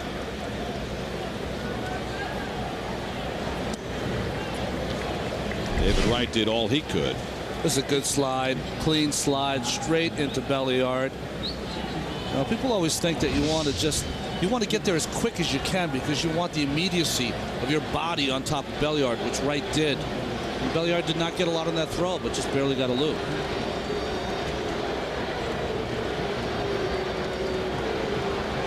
One out to Green, and Colome falls behind 2-0. Aaron Heilman up in the Mets bullpen with the pitcher spot 2 batters away. Certainly if Glavine's turn doesn't come up, he'll be out there pitching in the bottom of the 7th. He's thrown just 85 pitches and has had a terrific night. He's just on the short end right now. Mets offense is not clicking. And it's ripped into right field, a base hit for Green. And so the Mets have just their 2nd hit of the night. A 2-out single for Sean Green. So Green now has a 6-game hitting streak. Well, down and in. Beautiful swing by Green. Dmitry Young was playing right on the line, so that opened up that hole between Young and Belliard. Ball hit awfully hard by Sean Green, who continues to get his base hits. John Roush, the tall right-hander up in the Nationals bullpen. He pitched last night in the 8th inning. Damian Easley up for the 2nd time, robbed of a base hit by Zimmerman and Randazzo his first time up.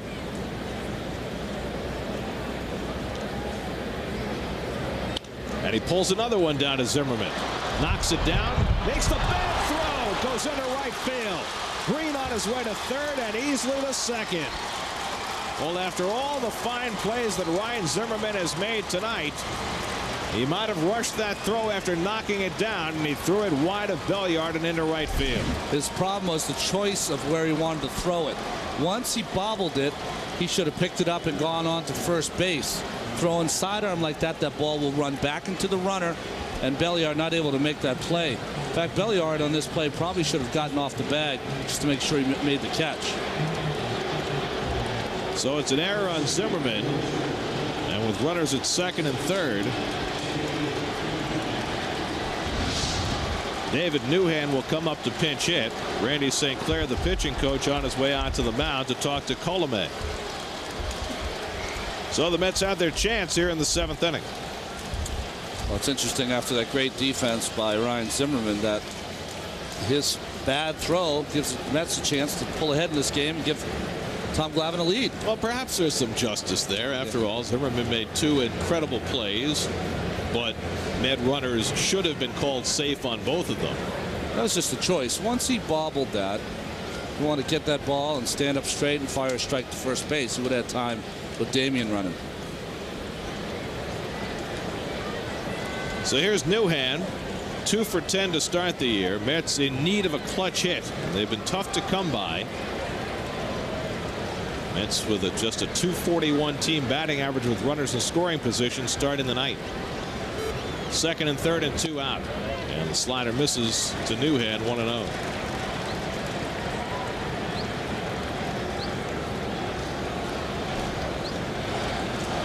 That's in the bottom half of the National League with runners in scoring position. He's got 2 of them out there. Green at third and Easley at second. 1-0 Washington, 7th inning. Met fans starting to get a "Let's Go Mets" chant going, and Nationals fans trying to shout him down. Newhan swings at a pitch out of the strike zone. That's 1-1. Well, that's a split finger from Jesus Colomé, straight down. Swung over by Newhan. The defense for the Nationals, Austin Kearns playing very shallow in right field, so Damian Easley, the runner at second, on a base hit to right field, has to get a big jump. He's not being watched closely, but not getting much of a lead.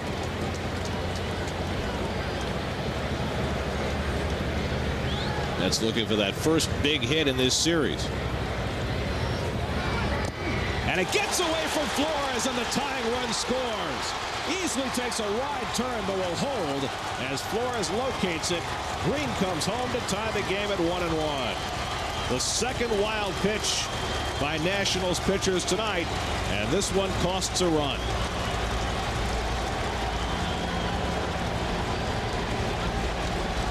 Colomé is one of those pitchers kind of slings it up there. See how he's sitting outside? That's a pass ball. Jesus Flores got to be able to make that play because it was not in the dirt. All you really have to do is you have to turn your glove over, and that would have been an easy backhand play for Jesus Flores. They called that a wild pitch, but he could change that. So now the go-ahead run is at third with 2 out. 1-1 to Newhan. That's right down the middle for a strike. Well, Flores had knocked down the previous pitch in the dirt, the one that Newhan swung at, but he couldn't stop that one. There's Brian Schneider, the Nationals' #1 catcher. So a single, an error, and a wild pitch have plated a run after 2 out and nobody on. 2-2 to Newhan.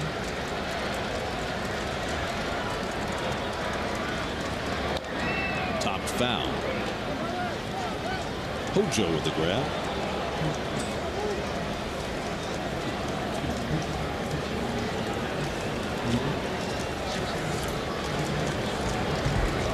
So Tom Glavine is out of the game. After 6 innings, and his only chance to get win number 294 tonight is if Newhan can come through right here.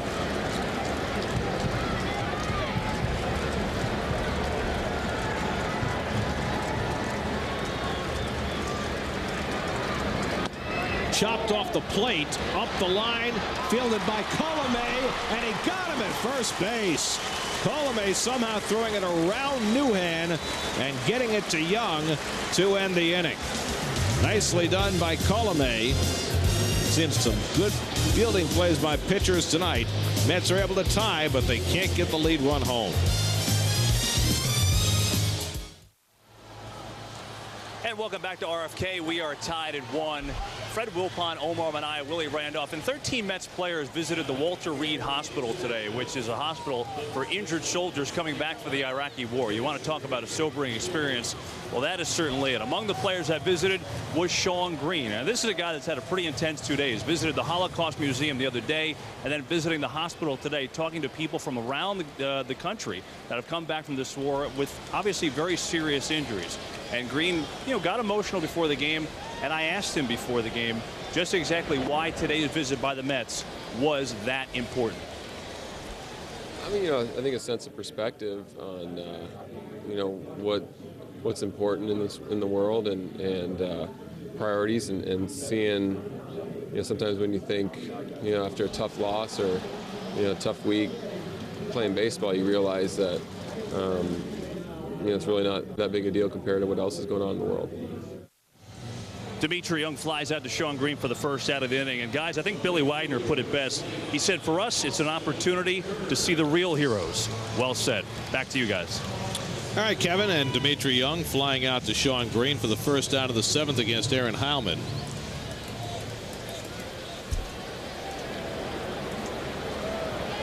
Heilman taking over for Tom Glavine, who will get a no decision tonight. Austin Kearns, the batter. He's 0 for 2. And he fouls it away. Heilman got off to a little slow start, but has pitched much better of late. See that batting average against only 200. Using his fastball a lot more in the last few outings. Last pitched on Tuesday in that 12-inning game against the Rockies. Pitched a 1-2-3 8th. Kearns pulls one foul. And it's 0-2 to Kearns, who had the big blow last night for the Nationals, a 3-run homer, and he has been a hot hitter.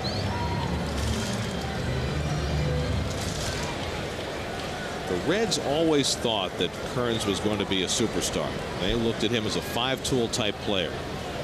But he had so many injuries, particularly to his hands, during his time with the Reds. Well, they thought they had the making of a great outfield with Griffey Jr. in center, Adam Dunn in left field, and Austin Kearns in right.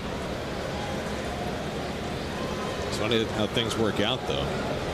Josh Hamilton may turn out to be exactly what they asked for. What a great story he has been. That is a great story. To what he's gone through with the drug abuse, alcohol abuse, that's enough. But to be able to reclaim his skills and still have the skills that he had, that just tells you what a special talent he was and is now. 2-2 to Kearns. Well, to have basically not have played baseball for 4 years, and to be able to pick it up at the major league level as a rookie, it's stunning. It really is. 2-2 now to Kearns. And back to Heilman. Nice grab on the backhand. And there are 2 out. So 2 out and nobody on. Takes us to the first run of the game, brought to you by Dunkin' Donuts. America runs on Dunkin'. And after the blown call at first base, the Nationals cashed in on Ronnie Belliard's double just beyond the reach of a diving Moises Alou. That chased home Felipe Lopez with the first run of the game. Brought to you by Dunkin' Donuts. However, the Mets scored the second run of the game on a wild pitch to tie it. And here's Ryan Church with 2 out and nobody on. And Church takes the changeup off the plate. 1-0. Church has walked and struck out tonight. So both starters are done. Glavine went 6 innings, allowed a run on 3 hits, a walk, 2 strikeouts. Will help his ERA, but won't get him closer to 300 wins. 2-0 to Church. I think that was one of the better games Tom's pitched all year. Total control. Great changeup.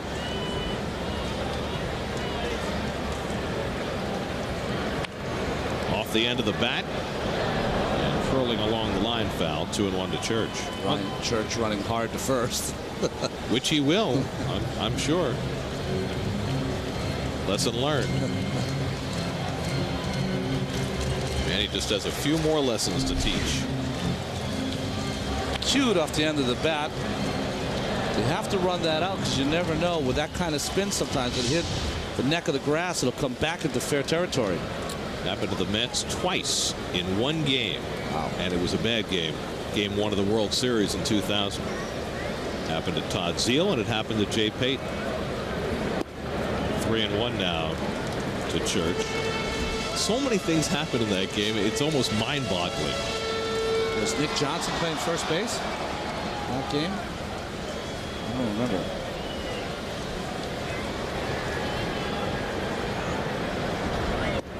And Church takes a strike, 3-2. I don't remember. Yeah. But I'll find out. Oh.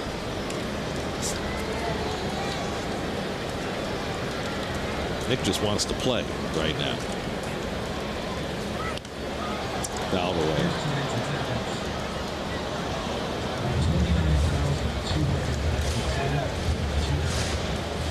No, Tino Martinez was playing first base. Tino, okay.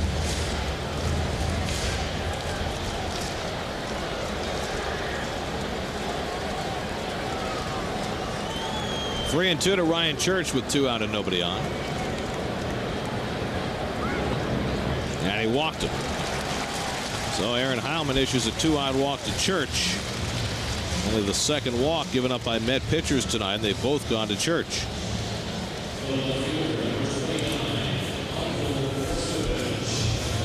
Well, tomorrow is Sunday. So Michael Restovich will bat.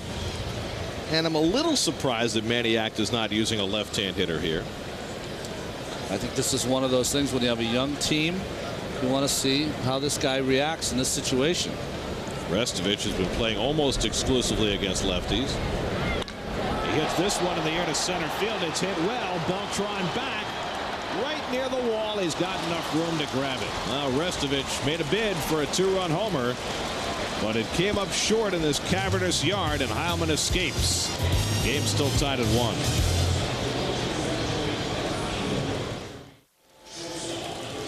On to the 8th inning at RFK Stadium. Mets and Nationals a 1-1 tie. Check out our Lexus out-of-town scoreboard. Cubs beat the Cardinals this afternoon 8-1. Jock Jones with a big day. Pirates trailing the Reds tonight. Pittsburgh's won 5 games in a row. Houston trying to snap a 7-game losing streak and up big on Milwaukee. The Marlins pounding on the Phils tonight at Citizens Bank Park. Top of the batting order for the Mets in the 8th inning. Reyes 0 for 2 and a walk. Up against Jesus Colomé, and he takes ball 1. Rest of the scoreboard. John Smoltz pitching for the first time since signing his contract extension. Gave up a 2-run homer to Troy Tulowitzki in the first, but nothing since. The Giants finally lost a game last night. Matt Cain, who's been outstanding, will pitch in Arizona tonight. And Reyes watches low, and it's 2-0. Reyes just trying to get on base any way he can. He walked to lead off the game, stole second, took third on a ground out, but got stranded. Mets are still looking for one big hit. They got their only run in this game, an unearned run on an error and a wild pitch. And now Colomé behind 3-0. Almost want to take 2 pitches off Colomé. I don't know if he can throw 3 strikes in a row. He has that long arm action, a lot of movement on his ball. That's how he gets the hitters out, but not great control. Colomé at one time a highly regarded prospect in the A's organization. They dealt him to Tampa Bay, and Rays finally released him last spring. And he walks Reyes on 4 pitches. So Jose walks for the second time in the game. 6 walks by Nationals pitchers tonight. And now the Mets have their best weapon on base to start the 8th inning as Micah Bowie gets up in the Washington bullpen.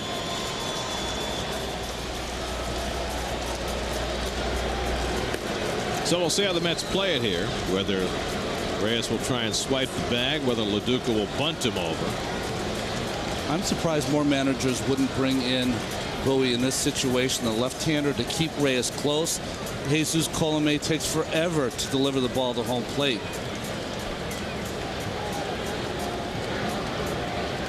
Reyes seeing Colomé for the first time and does not run. LaDuca drops down a beauty of a bunt, and Zimmerman's got to go to first.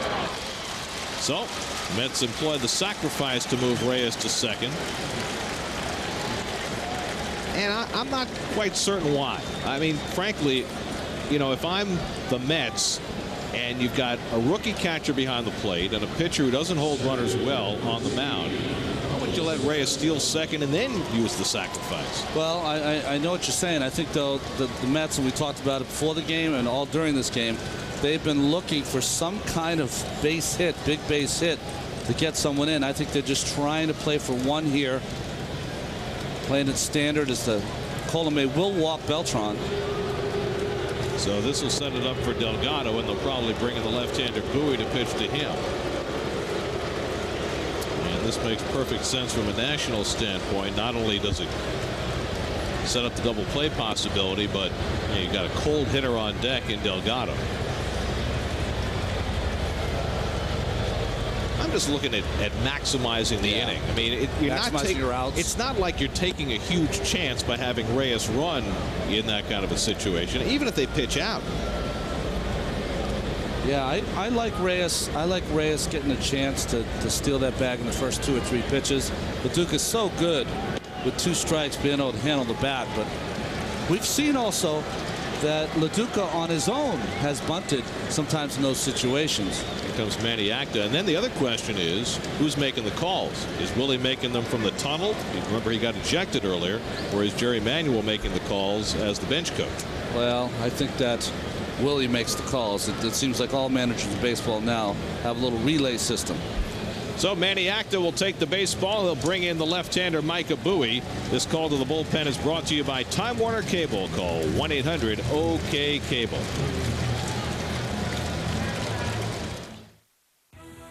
This copyrighted telecast is presented by authority of Sterling Mats and may not be reproduced or retransmitted in any form, and the accounts and descriptions of this game may not be disseminated without the express written consent of Sterling Mats. 32-year-old Micah Bowie comes on to try and get the left-hand hitting Delgado out. Although Micah Bowie has pitched better against the right-handed hitters than he has the left-handed hitters. Left-handers since April 4th are only right-handers, 1 for 21. And Delgado has faced Bowie twice and has 2 hits against him. Looking to get Reyes home from second with the lead run, and he takes the breaking ball inside, 1-0. A tough run for Delgado, 0 for 2 and a walk today, and just 9 hits in his last 59 at bats. He is 1 RBI shy of 1,300 for his career, and it's been a tough one to get. And struggling to get that big hit. They couldn't get it last night, and they have lacked it so far tonight. Now Delgado with a 2-0 advantage. And even Delgado hitting under the Mendoza line, you're still always shocked when he doesn't get a hit with runners on base. Defense playing more straight up against Delgado than they have all night with a lefty on the mound. In fact, you see Ryan Church playing shaded towards left field. And the breaking ball swung and missed. Like Bowie got away with one there. He did, hung it a little bit, 2-0. You see that front shoulder, Carlos, just pulling out a little bit, not allowing him to stay on that pitch on the outside part. Delgado grounded into a double play his last time up. The Nationals hoping for more of the same. Reyes runs, swung and missed. Throw to third by Flores, and he got him. Jesus Flores guns down Jose Reyes, trying to steal third. 2 out. I knew he was in trouble. Did not get a great jump with a left-handed hitter up there. Makes it easy for the catcher to come out of that box and throw a strike. And that play was not even close. Perfect throw by Flores.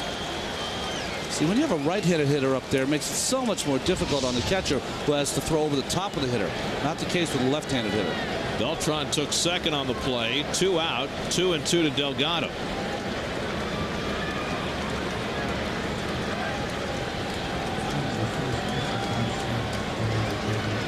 That's the first runner that Flores has thrown out in his major league career. And it's Reyes. Struck him out. Bowie strikes out Delgado, and the Mets squander another opportunity in the 8th inning. A leadoff walk to Reyes, but again they can't convert. Reyes caught stealing, and Delgado goes down.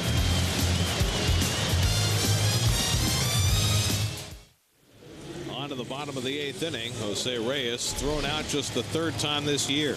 Well, Lopez keeping him very close. Bowie with that quick release to the plate. And we talked about it before. See that open? Oh, that's just playing catch for a big leaguer right there. Flores to Zimmerman. Just make the throw.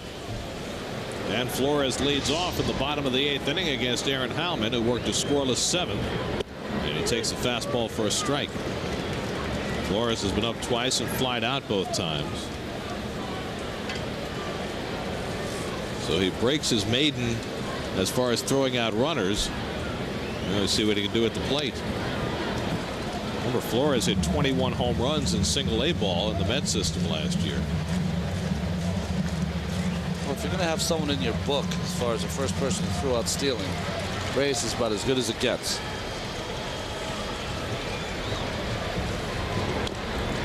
Foul ball. You know what the irony is on Flores winding up in Washington? 2 years ago, when the Nationals first started out, the Mets played an exhibition game here in Washington before the season, before they went to Cincinnati. Willie Randolph's first year as manager. Flores was called up to play in that game, got hit by a pitch, broke his thumb, and it messed up his whole 05 season right in this ballpark. A broken bat bloop to Easley, and he can't make the play, and Flores is safe at first base. Well, Easley tried to get his glove underneath it, but he couldn't make the Billy Martin play, and Flores has an infield hit. Well, he believed his choice here when Flores gets jammed was he had to make this play on the fly.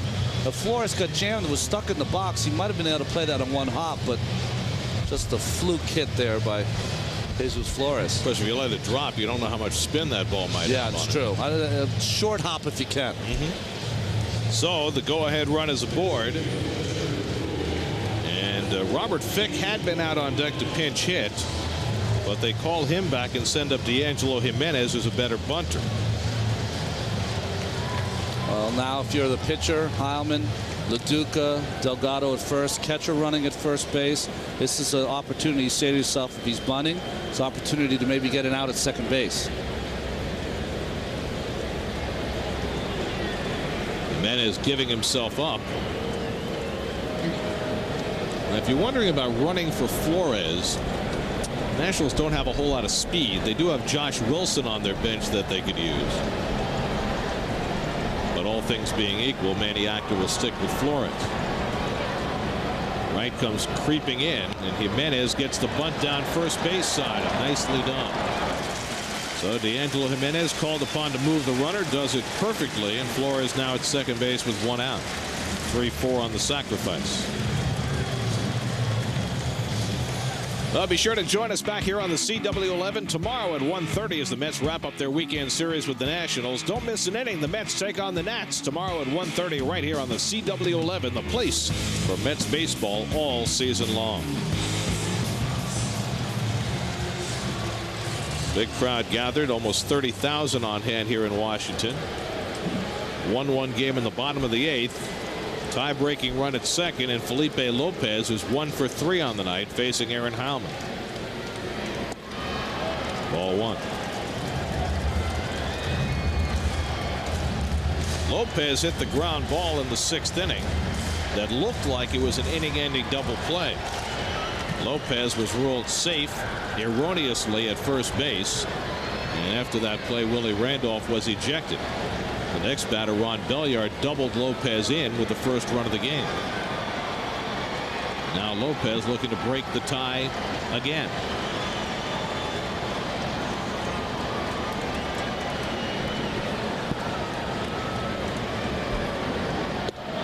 And he takes the changeup for a strike. It's 1-1.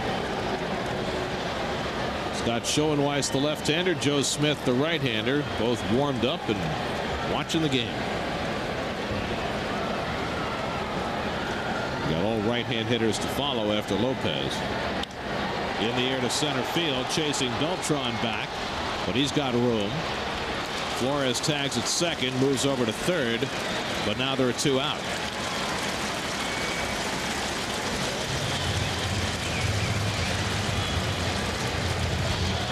So Howman 1 out away from getting through this inning after that leadoff infield hit. Jerry Manuel running the team with Willie Randolph having been ejected. Rick Peterson handling the pitching. Well, that was fortunate there. Aaron Howman got that changeup up in the strike zone. Ball was hit very hard to center field. Hello, Duca with a show of support. It's a big get it going, big man. Yeah, come on, big guy. Let's get him out. Ronnie Belliard is driven in the only run for the Nats tonight with a double to left just beyond the reach of a diving Moises Alou. Go ahead run at 3rd and 2 down, last of the 8th. Thinks about the bunt. Maybe pulling an Endy Chavez. 0-1 to Belliard. Not a bad play. Trying to get right to come in maybe a step or two more. And Delgado's in fairly close at first base. He hits one in the air to deep left field, back toward the wall, and it's off the fence. That'll bring home the go-ahead run. Flores scores. Belliard to second, his second RBI double of the night, and the Nationals have a 2-1 lead.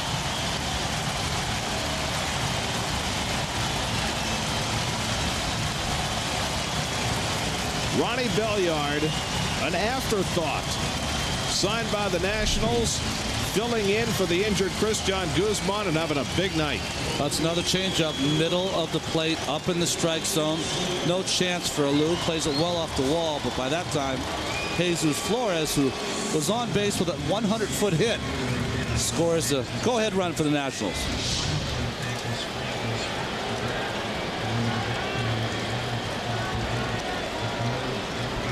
Here's Ryan Zimmerman with the Nationals now holding a 2-1 lead. And Zimmerman takes a strike. Well, that ball, what makes it tough for Alou is it hits so hard. Also, it's hooking towards the line. So deep, had a hard chance of making that throw to get Belliard.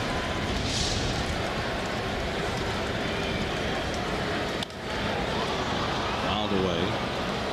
By the way, they let us know that Jerome Williams left the game with a mild left ankle sprain. But he apparently hurt himself swinging the bat when he hit that ball off the fence and won his home run trot. I wonder if it was the swing or the trot. Chad Cordero getting ready in the Nationals bullpen to try and save another one. He saved the game last night. A 4-3 Nationals win. And Zimmerman pulls one foul. They're hitting some balls hard against Aaron Howman. Well, the ball's up. And Aaron has to live around the knees to be successful. I just feel like when I watch him this year as opposed to last year, I just feel like he's overthrowing. And I don't know if that's because he doesn't feel like he has a good fastball and he's trying to get a couple more miles an hour on it, or, you know, his changeup, as Leduc will be sitting in, he'll throw it outside. And he hits Zimmerman in the back, and that hurt. Right in the small of the back. Ahead in the count 0-2.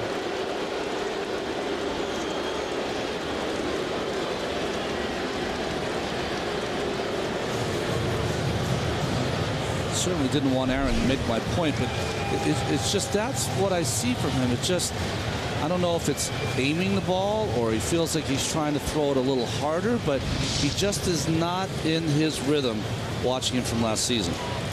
Well, Jerry Manuel, the bench coach, filling in for Willie Randolph, who was ejected, will make the pitching change. Scott Schoenweis will be brought on to face Dimitri Young.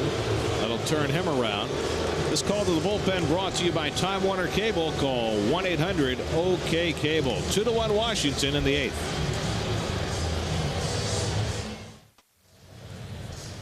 The Cyclones are Brooklyn. Tickets for the Cyclones 2007 season go on sale this Sunday, tomorrow, April 29th at 9 a.m. Get your tickets at Keyspan Park, online at brooklyncyclones.com, by calling 718-507-TIXX, or at Shea Stadium. It's a hot ticket. Get it now. Aaron Heilman's already been tagged with a couple of losses this year and in line for a third unless the Mets can rally. Well, I've been there, and it's a lonely feeling. Feel so responsible for putting the Mets behind. Schoenweiss in. Try to get this big out, give the Mets a chance to come back in the ninth. Dimitri Young 0 for 3 in this game. 2 out and 2 on, and he fouls the first one away. But Dimitri Young's had good numbers against Scott Schoenweiss. 4 hits and 8 career at bats. Well, Dimitri likes that fastball down. Schoenweiss a sinker ball kind of pitcher.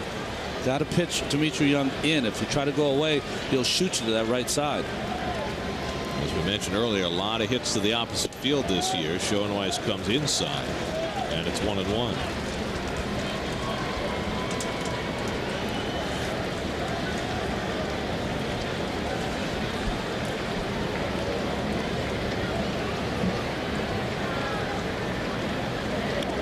And the slider fouled away. 1-2.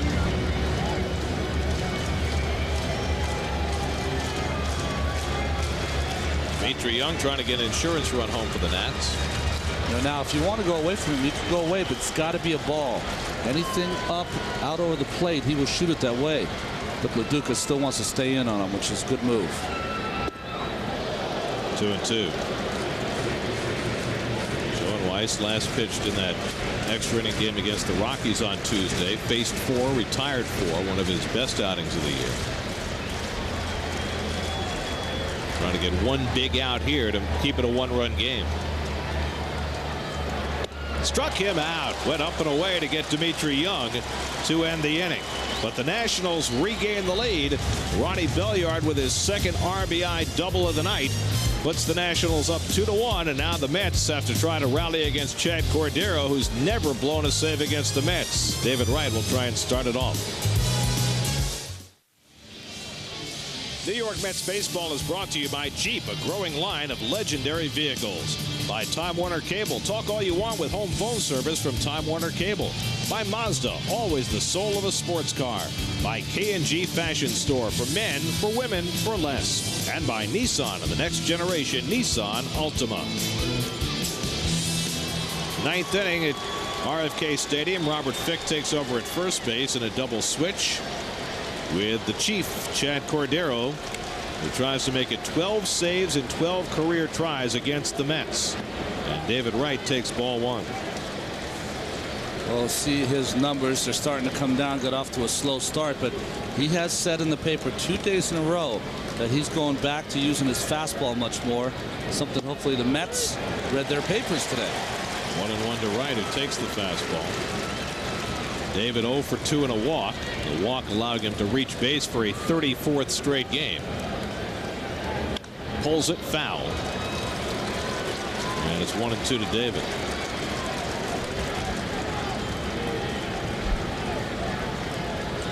David has just 3 hits in his last 27 at bats. Cordero pitched a 1-2-3 ninth last night for his 3rd save of the year. Misses low, 2-2.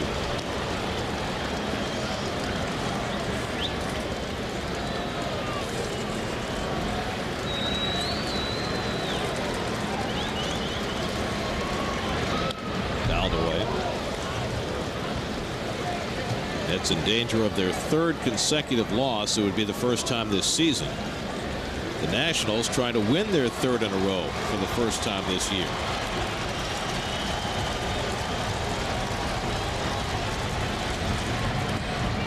Disappearing act by the Mets offense. They've managed just 2 hits tonight. 1 against Jerome Williams, 1 against Jesus Colome. They ran themselves out of an inning in the 8th inning. Right now they just need a big hit from somebody. Ball 4, and David draws a leadoff walk. So Cordero, after getting ahead 1-2, walks David Wright, and the Mets again have that tying run on base. It's the 3rd straight inning that the Mets have drawn a leadoff walk.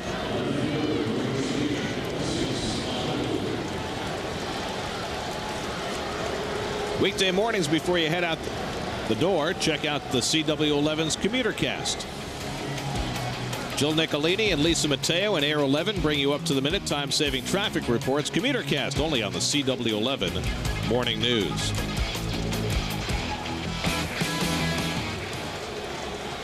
Here's Moises Alou, who's 0 for 3 on the night. In the 7th, after Wright drew a leadoff walk, Alou grounded into a double play started by Zimmerman. And Cordero misses with the slider, 1-0.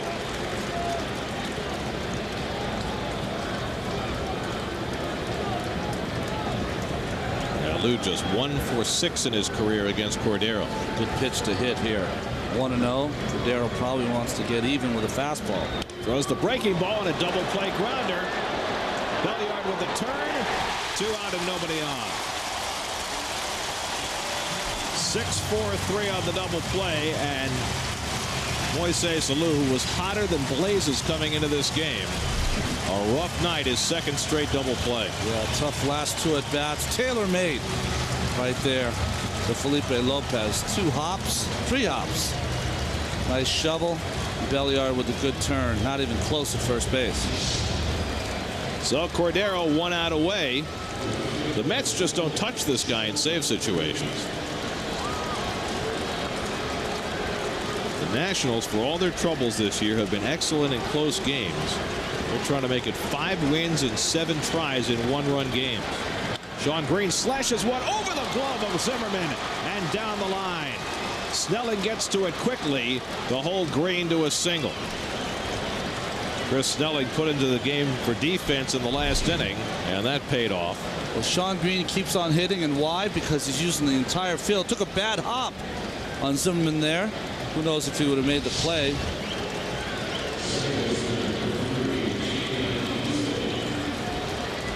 Rally caps on the road. As Randy St. Clair goes to the mound, we'll get a pinch runner for Green as Andy Chavez comes in. So Green, after another 2-hit game, he's hitting .500 over his last 6 games. He's getting 2 hits every day. And Andy Chavez now carrying that tying run at first base. Well, Damian Easley was a hero on Tuesday at Shea. With the Mets down by a run in the 10th inning, Easley kept that game going. They'll try and do it again. Takes the slider in the dirt from Cordero. Well, Cordero has just been dastardly against the Mets. Mets would love to steal one from him.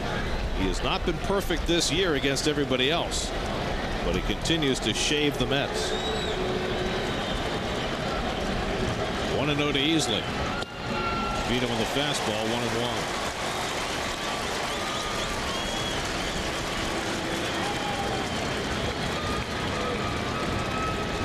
Manny Acta trying to make it 2 straight over his old team.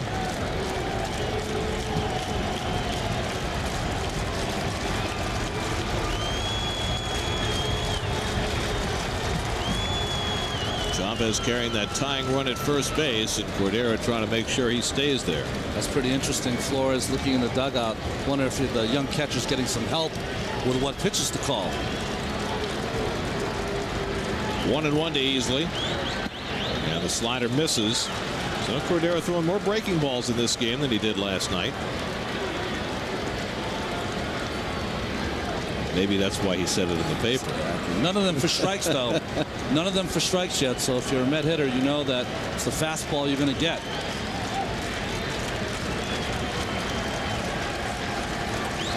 Two and 1 to Easley.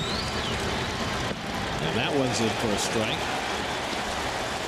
And so, as he was against Colorado, Easley and the Mets down to their final strike. Well, that was a good pitch there from Chad Cordero.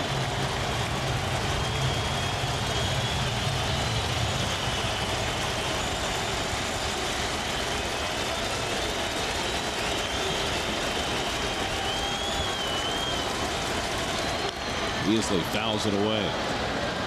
Reaching for that fastball to keep in the at-bat. Damian Easley, 9 home runs last year with Arizona. He already has 2 as a Met. Remember, he didn't start this game. Jose Valentin left with some knee discomfort. And so Easley trying to play late inning hero again. Mets have had only 3 hits in this game. Bounced slowly. In comes Lopez. Cross-body throw. Safe! And the game continues. The Mets finally get a call from Tony Randazzo at first base.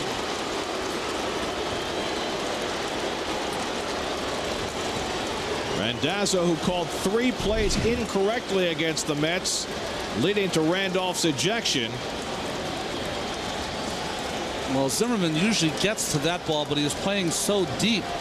So see Lopez coming across his body. Cannot get a lot on that throw.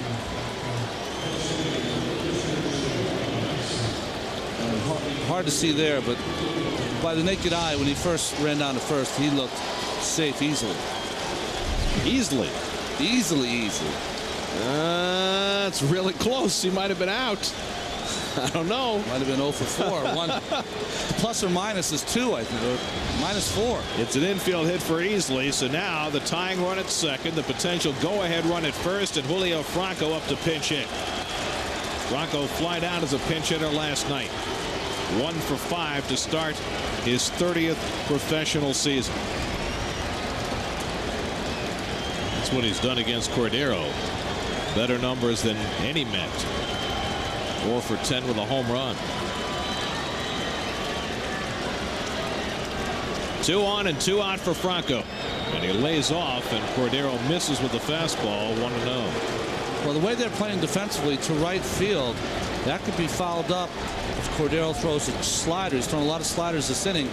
Julio Franco hits the fastball to the right side, will pull the breaking pitches.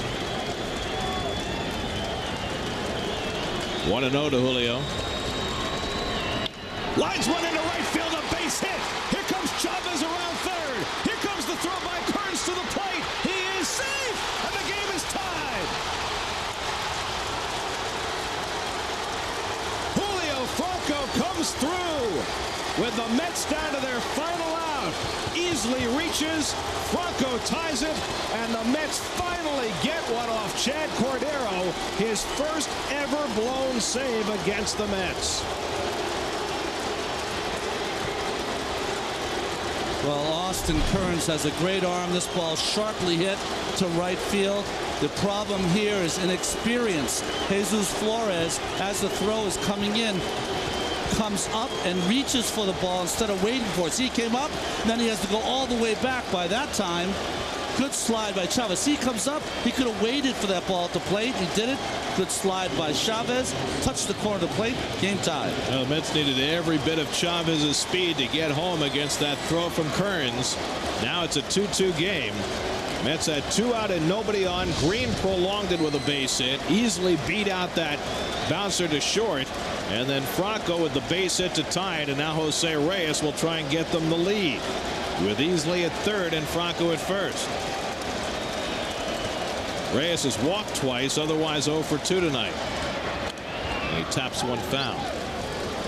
So the Mets, who have been lacking the big hit for 17 2/3 innings in this series, finally come up with one.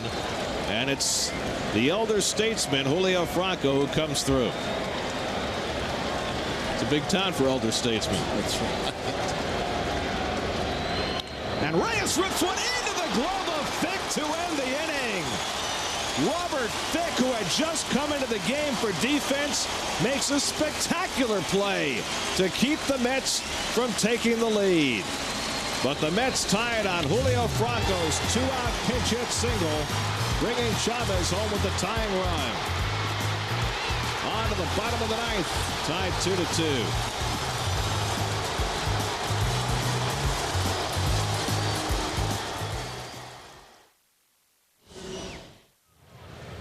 Well, the Mets rallying to tie it with 2 out of the top of the ninth.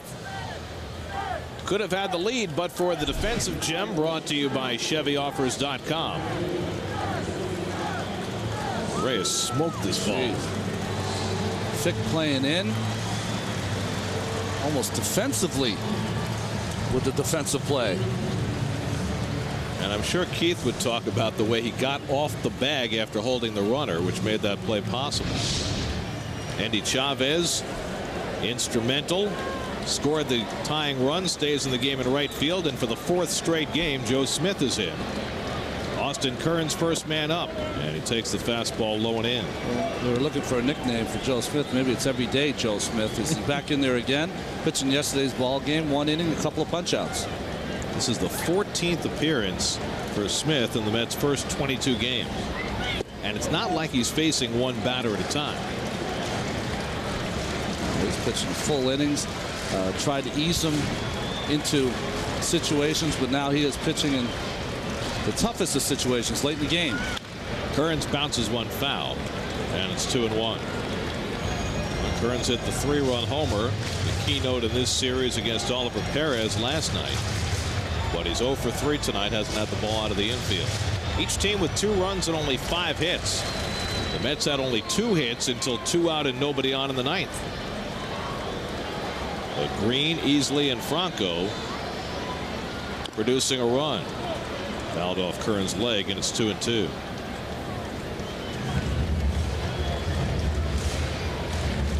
Tom Glavine went the first 6 innings, allowed 1 run and 3 hits. Aaron Heilman an inning in 2/3, 1 run, 2 hits. The Mets got him off the hook. Scott Schoenweis came on to get 1 big out in the 8th when he struck out Dimitri Young. And now Smith trying to get this game to extra innings. You got 2 left-hand hitters to follow after Kearns. Just got a piece of that to keep the at-bat alive.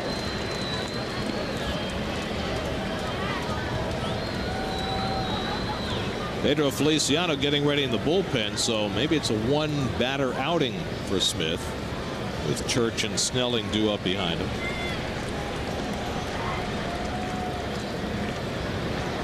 Or maybe you only make the change if the first man gets on. I think that's what I would do, because Smith has that good changeup against Ryan Church. I think if Kearns were to get on, it's starting to rain, Gary. If Kearns were to get on, then I'd bring Feliciano in to keep him close at first base against the left-handed Church. Jerry Manuel running the team in the absence of Willie Randolph, and Smith gets Kearns to chase one out of the strike zone. 1 out and nobody on. A good slider. This one up in the strike zone, just goes straight across the plate. Now here comes Jerry Manuel, and he wants the left-hander. So Joe Smith completed his assignment, pitching in his 4th straight game. He gets 1 batter, takes care of Kearns. Jerry says good job. And it's on to Pedro Feliciano to pick up the slack against the lefties. This call to the bullpen is brought to you by Time Warner Cable. Call 1-800-OK-CABLE. 2-2 in the bottom of the 9th, and Pedro Feliciano coming on.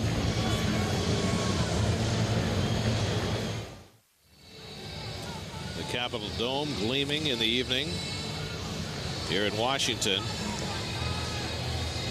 We have had some very pretty pictures of the sights around our nation's capital. Unfortunately, it's also raining, or as Teddy Roosevelt would say, bully. Pedro Feliciano tries to get the final 2 outs here in the bottom of the 9th. Feliciano's last appearance was against Colorado 3 days ago. He pitched a scoreless inning with 2 strikeouts, and can't get much better than Feliciano has been so far this early season. Still hasn't allowed an earned run. He'll take on the left-hand hitting Ryan Church, and Church takes a fastball for a strike. And I think that's the difference in Feliciano. He seems to have more confidence in his fastball. And if he throws that for strikes, then he has so many other weapons he can go to. Church has walked twice and struck out 0 for 1. To do some quick work there to get out of the way. It's 1-1. That fastball was just following him as Church barely gets out of the way.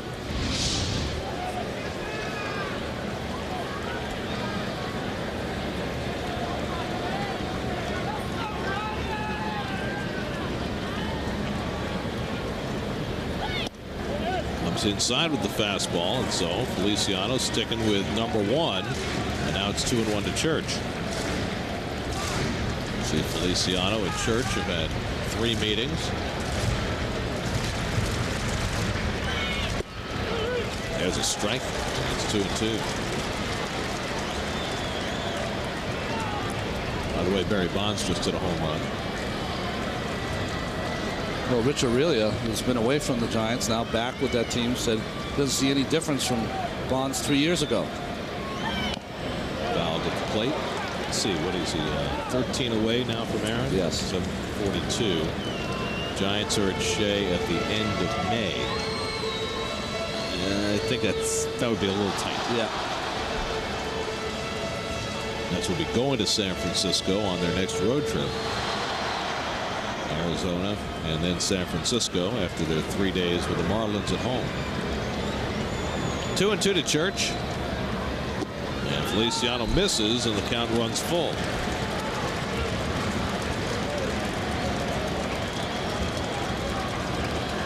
Chris Snelling getting set for his first at bat of the game, waiting on deck. And he walked him. And now the potential winning run is aboard as Church walks for the 3rd time tonight. The only 3 walks Met pitchers have allowed. Now it gets a little more complicated for Pedro now. And here is Snelling, who had a good series against the Mets at Shea when the Nationals were in a couple of weeks ago. We're only batting .222, but you have to watch out. First pitch fastball. Snelling, very aggressive hitter. Snelling, the former Seattle Mariner. And the breaking ball in for a strike to get him started. Snelling, a very aggressive player. One of those guys who will run into walls for you. Native of Australia. And he takes the breaking ball, stopped by Leduca, 1-1. Mets 2, Nationals 2, bottom of the 9th. Mets have fallen behind twice in this game. Twice have rallied to tie. The last time with 2 out of the top of the 9th. As Maniacta saw Chad Cordero blow his 3rd save of the year and his first ever against the Mets. I was going to say that Snelling's built like a football player, but it had to be an Aussie rules football player. That's tough. That's football with no pads. Footy. And Feliciano not sharp. And it's 2-1 to Snelling. With those John Stockton shorts, though, don't they? I just like watching the referees. Yes. Signal those points. Looking like air traffic controllers. And Feliciano now falls behind Snelling 3-1. Well, a walk would put the potential winning run in scoring position. It would also bring up Jesus Flores, the rookie catcher. But a right-hand batter. There's no action in the Mets bullpen. This is all Feliciano's. And Snelling takes ball 4. So back-to-back walks. And now the Nationals are a base hit away from winning. So after Joe Smith struck out the only man to face him, Jerry Manuel and Rick Peterson went to Feliciano to face the lefties, and he walked them both. Bjork's Burgos getting up, but it's too late to face Flores, who's the next hitter, and behind him is the left-hand batting Robert Fink. Well, if you're staying at home, how could you take Joe Smith out? I think the only reason is because it was his 4th outing in a row, and just did not want to have him out there for more than one batter. I think that was probably the game plan all along, that you could use him for one batter today. And it was a big batter. He got Kearns, good hitter who's been hot on the strikeout, but you don't count on Feliciano walking the 2 lefties. Now Mets will hope for a ground ball from Flores to try and turn 2 and get out of the inning. Flores 1 for 3. Remember, he had that broken bat single that just eluded Damian Easley for an infield hit in the 8th, and then he wound up scoring what at the time was the go-ahead run.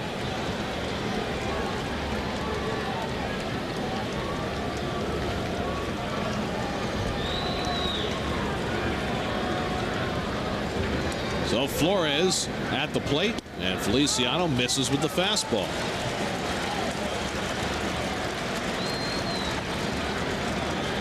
It hasn't just been one area where he's been missing. He's out of sorts right now. Fouled away. Took a little off, and it's 1-1. Well, it's not cold out tonight, but Pedro Feliciano's been doing a lot of blowing in his left hand, so obviously, see, not getting enough moisture on that left hand. It's also drizzling a little bit, which should help in that regard. Yeah. 1-1 to Flores, the former Met farmhand. And the breaking ball misses as he tried to go backdoor with it. And it's 2-1.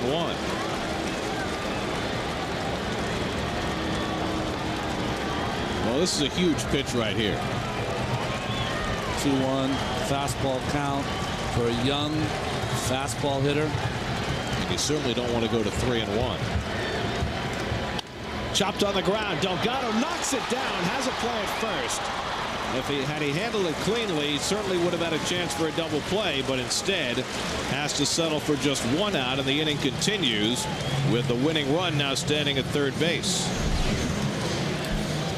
Well, it's about plays that have been made and plays not made. This one a one hopper to Delgado. A lot of times you'll see a first baseman maybe think about throwing before he caught the ball. Did not catch it clean with the backhand, and just gets the one out in Flores at first. So that'll bring Robert Fick to the plate for the first time. Fick, remember, made that great spear of Reyes's line drive to keep the Mets from taking the lead in the top of the inning. Now he tries to win it for Washington in the bottom of the inning. Second and third and 2 out. And Fick wheeled at the fastball. Looked like he was taking his home run cut. Home run derby swing. And all he needs is a little single.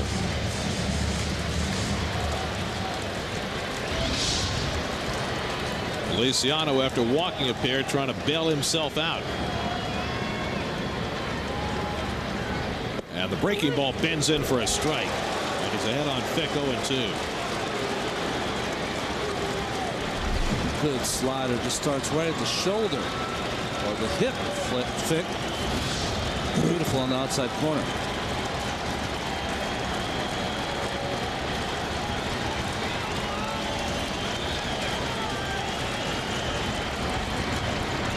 Struck him out, and we go to extra innings. Feliciano walked 2, but he provided his own bailout as he strikes out Robert Fick to end the inning. And so for the second time this week, the Mets head to extra innings.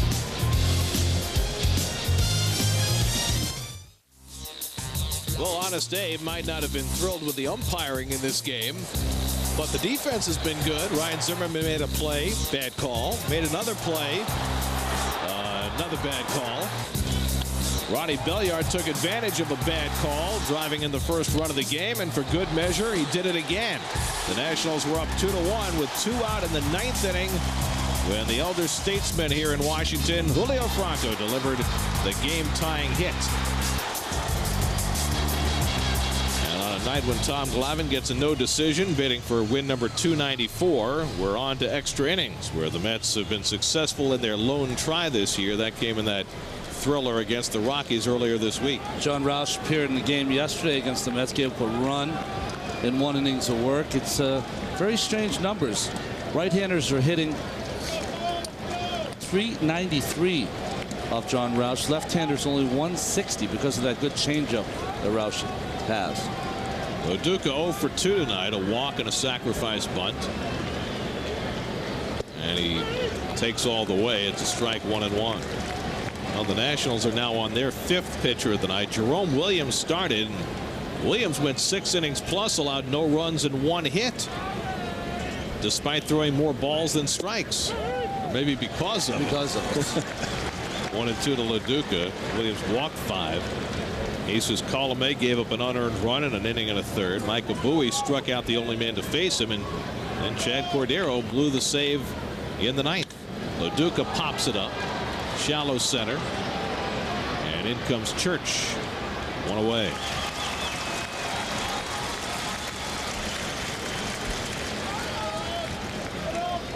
So 1 out and nobody on. And now Carlos Beltran, who's been aboard his last 2 trips with a single and an intentional walk. About time for him to put a charge in one, though, huh?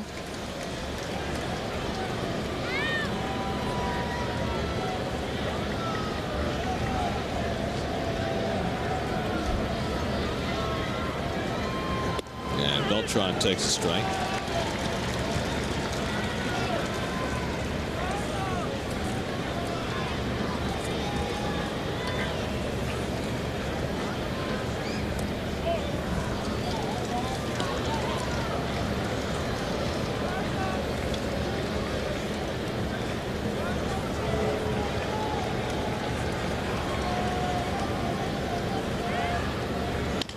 Chopper to the right side. Belliard playing his deep second base, and he throws out Beltran. Well, you get the advantage of that deep second base being able to field the ball, but against a fast runner, it means you have to hurry your throws. And when he's 4 or 5 steps into the outfield, starts 2 or 3 steps out, then goes back. Boy, he's 20 feet out there.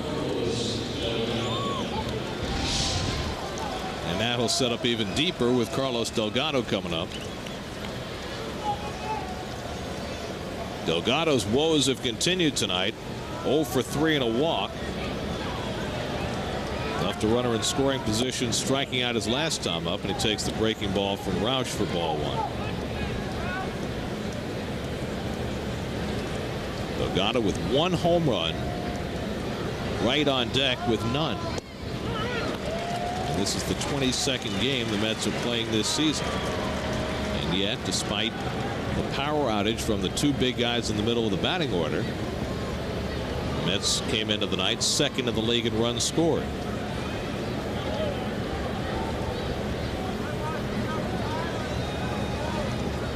But they need that power to kick in, and this would be a good time. They're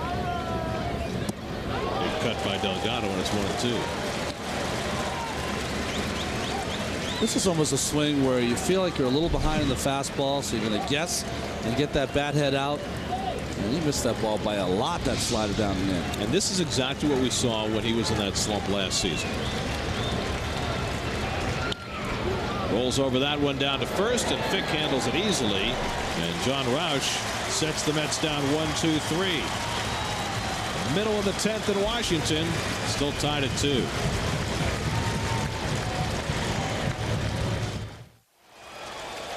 Jeffersonian flyover. The Cyclones are Brooklyn. Tickets for the Cyclones 2007 season go on sale tomorrow at 9 a.m. Get your tickets at Keyspan Park, online at brooklyncyclones.com, by calling 718-507-TIXX, or at Shea. It's a hot ticket. Get it now. Bottom of the 10th, Felipe Lopez leads off against Pedro Feliciano. Feliciano got himself in and out of trouble in the 9th, and he stays on for the 10th. He'll face Lopez, who's 1 for 4. And Lopez takes a fastball for a strike, 1-1.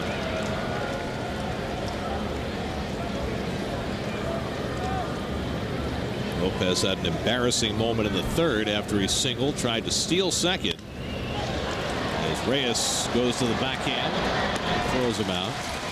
Lopez slowed down and kind of walked into second base and got tagged out, confused as to what the heck was going on. Is that the same game? Yeah, believe it was. A long time ago, doesn't it? You know, there's been a lot that's happened in this game. It really has. That was the play on which Jose Valentin got hurt, left with some discomfort in his knee. We've seen all the blown calls at first base. We've seen the Mets 2-out rally in the 9th. We've seen Jerome Williams somehow throw 6 shutout innings. Houdini. Well, here's Ron Belliard, who's had the 2 big hits for Washington. An RBI double in the 6th, an RBI double in the 8th. In each case, it gave Washington the lead. In each case, the Mets were able to get that run back in the next half inning. Good pitch by Feliciano, 1-1. Ronnie Belliard, fresh off his World Series ring with the Cardinals. And it'll be interesting to see what the Nationals do with him when Guzman is ready to come back. Because Christian Guzman has already started a rehab stint in the minors, coming back from a hamstring injury. And Belliard's been playing pretty well. Pretty well, a couple of doubles. In 2004 and 2005, he had 84 doubles. He can put it out there. He's not going to throw a lot of walks. No. David Wright guarding the line in this spot here in the 10th. 3-1 to Belliard, and he crunches one to center field. Beltran back, and he has enough room to run it down. Belliard continues to hit the ball solidly. That time hit it to the big part of the ballpark, 2 away.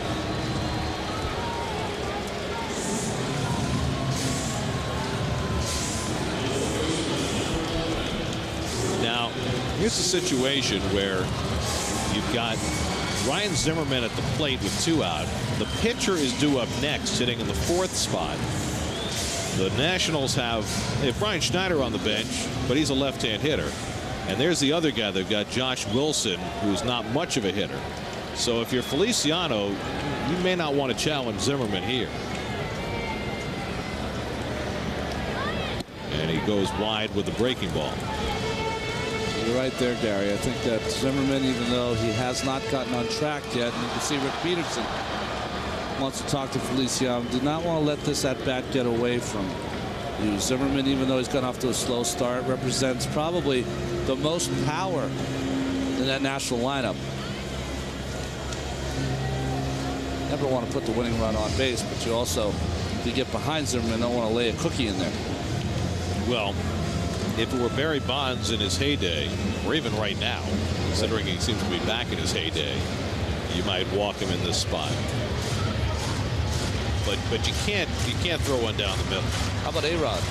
Does he get that kind of treatment right now? I don't know. Yeah. I haven't watched enough to know whether he can be pitched to. Well, if he can be, they're missing with those pitches right now. Yeah. Well, the problem with Bonds, you know, is that his strike zone is postage stamp size. And Feliciano getting the message behind on Zimmerman 2-0. So you may see an unintentional intentional walk here.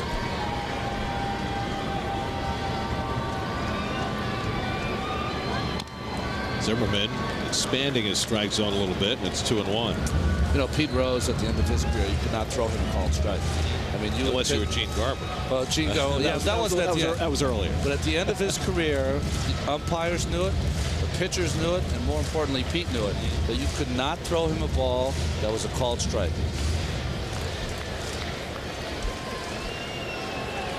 Wade Boggs was like that. Yeah, Wade Boggs was like that too.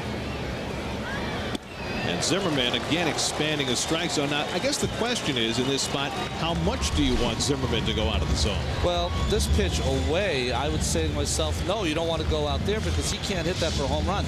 I would say if he was looking in and something was in and tried to be quick, that might be a different story to try to pull something down the line. Let's see if Pedro bounces one here on 2-2. And this is a young, we forget that Zimmerman's 22. He's still learning what the situation is for him as a hitter. 2 out and nobody on. 2-2 to Zimmerman. And the breaking ball misses. 3-2. Couldn't get him to chase that back to a breaking ball. I would say he'd see another 3-2 slider right here from Feliciano. Again, the pitcher's spot is due up next. Josh Wilson, who's hitting .077, is in the on-deck circle. LaDuca went through all the signs and Feliciano kept shaking him off. There's your slider. And he missed with it nearly. And Zimmerman's aboard. So you can't be heartbroken with that result if you're Feliciano, although once he got to 2 strikes, he certainly wanted to get him out. So Josh Wilson announced as the pinch hitter, and Jerry Manuel makes the sign of the bullpen, and Aaron Seeley is going to be brought on here to give the Mets a right-hander against Wilson. So this call to the bullpen is brought to you by Time Warner Cable. Call 1-800-OK-CABLE.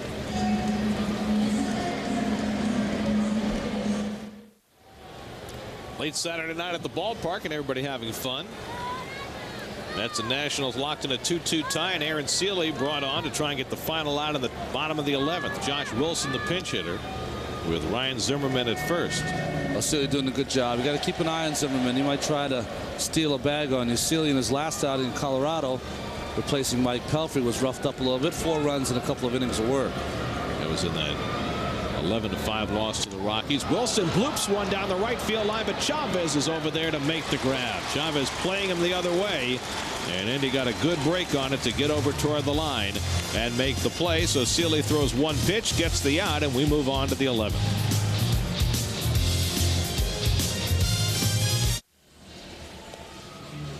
Well, if this game lasts deep into the ninth, the Mets might become their own Washington monument. Beautiful shot. The flashing lights at the top. To warn the airplanes. Yes. Don't fly here.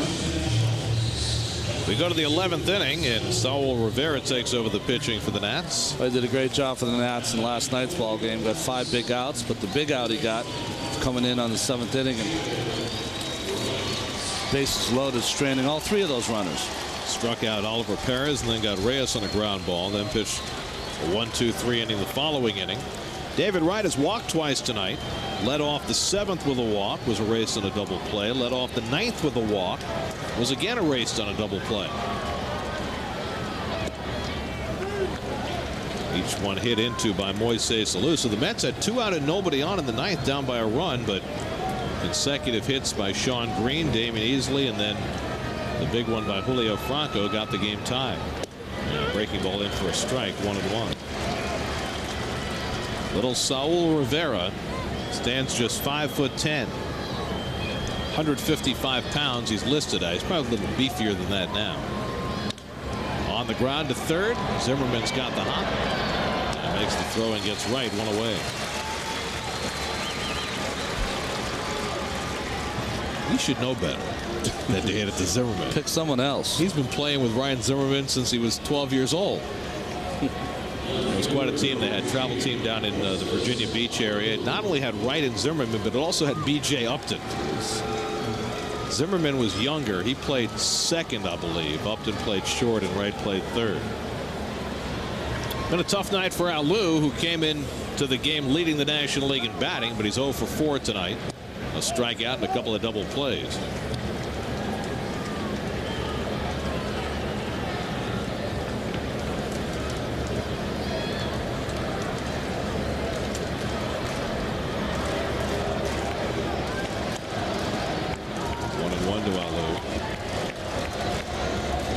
Had a base hit in his only career at bat against Saul Rivera. The Nationals have won both of their extra inning games this year. The Mets have won their lone extra inning game. Something's got to give. 2-1 to Alou.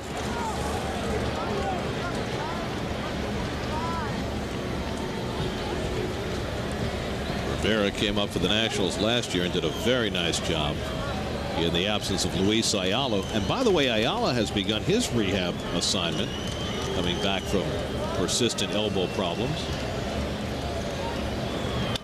On the ground to short, and Lopez handles it. 2 out. Remember, Luis Ayala hurt his elbow last year in the spring playing in the World Baseball Classic. Missed the whole year. It had bothered him at the end of 05 because he appeared in over 80 games for the Nationals, and then went down the World Baseball Classic. Wasn't probably ready to pitch.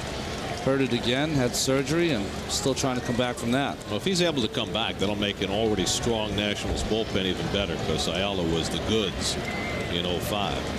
Andy Chavez up for the first time, and Andy takes a strike. And he came on as a pinch runner in the 9th inning for Sean Green and scored the tying run. Had the game-winning drag bunt single in the Mets' 12-inning game against the Rockies on Tuesday. Oh, very nice. Even though he's 5'10", Gary's got a nice leg drive, good high leg kick. Watch him use that back leg. If you're a littler person, you got to make sure that you get a good push off. Good fielding position there by Rivera. Got that long stride like Billy Wagner. Chavez just got a piece of it. He throws good. 92-mile-an-hour fastball. The slider is his pitch, his out pitch.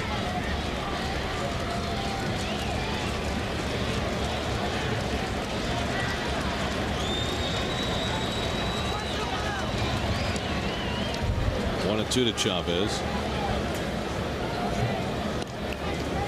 Now, if you're a hitter and you see that ball go into the backstop, could you swing and get away with it and then run to first? Well, if there's anyone who's quick enough to maybe do it, it was Andy Chavez, but takes some quick thinking. Yes.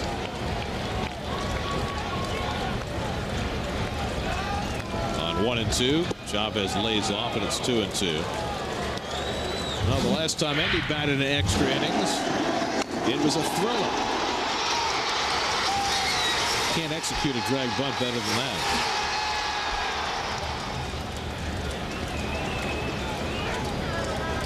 Different situation here with 2 out and nobody on. He slaps one down to third, and Zimmerman hurrying in.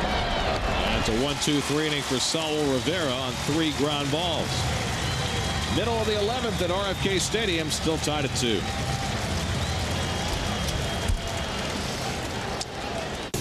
Aaron Seeley got the final out in the 10th, throwing just 1 pitch. Stays on for the 11th to face Austin Kearns, who's 0 for 4 tonight.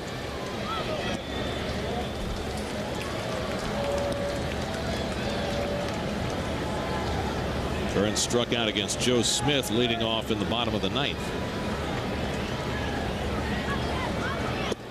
And Seeley falls behind 2-0. This is something of a new role for Aaron Seeley. Yeah, it was interesting. In spring training, he had a game where he said to his wife, "Honey, I'm either pitching real early or real late. Nothing in between." Well, he's been a starter most of his career. Did some relief work with the Dodgers last year. Won the job during spring training as the long man. As Kearns bloops one down the right field line, slicing foul. Just barely missed an extra base hit. But Seeley has not been used exclusively in long relief. No, he's used, well, tonight to get that out the end of 10th. So how close that ball came to being fair, matter of inches. And if Andy can't run it down, it can't be run down. That's right.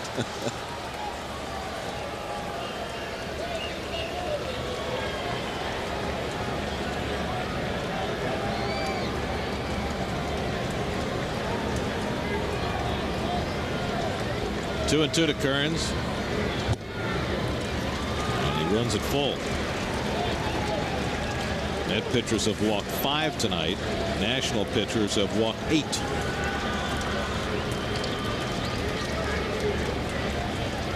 We're in the 11th. Kearns fouls it off. That's something you see different than you used to see 15, 20 years ago. 3-2 pitch. Fastball, tied game in the 11th, inside. That's something you would have never seen before. You would have taken a chance of throwing something outside, let him hit to the big part of the park in center field. Kearns breaks his bat, bloops it, and Wright's got it. David able to retreat to make the play for the first out. Well, good pitch by Aaron Seeley. That ball runs in on Austin Kearns. A little tougher than it really was. Good play by Wright. Didn't have to barehand it or anything. Oh, that's right. Where they played in San Diego a couple of years ago. He won, I think he won the ESPY for play of the year, didn't he? That's right. Here's Ryan Church, who's walked 3 times, otherwise 0 for 1, and takes the curveball low.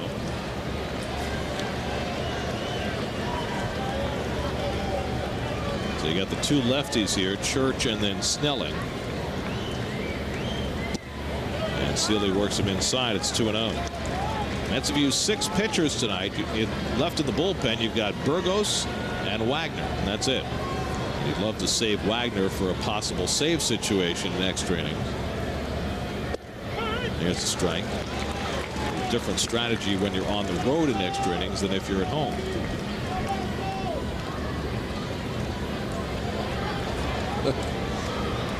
Billy's got no one to talk to. He could talk to Burgos. He could try. I don't think Billy always needs anyone to talk to. He can just go off anyway. Well, you could find him talking to a security guard or a guy Gotti's there. But Guy's busy. He's got work to do.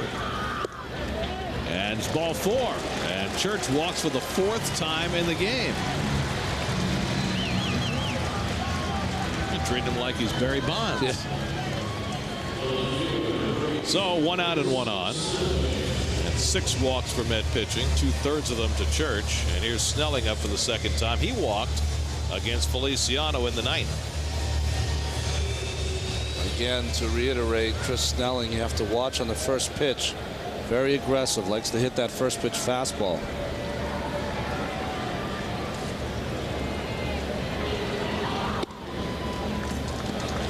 Want to notice Snelling. First noticed that, Gary, in spring training. If you remember that one game we did at Tradition Field where he had 2 home runs in his first 2 at-bats on 2 pitches. Wow. I do remember. And one of the few days the wind was blowing out. He crushed one to the back of the berm, didn't he? Right.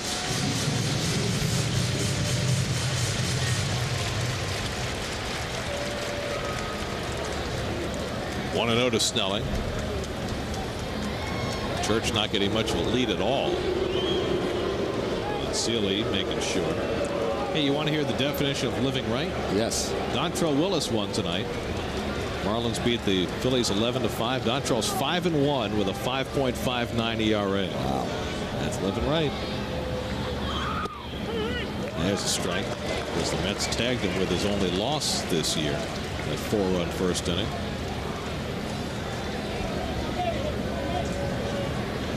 Marlins bats are starting to heat up. They're back to within a game of 500 now with that win.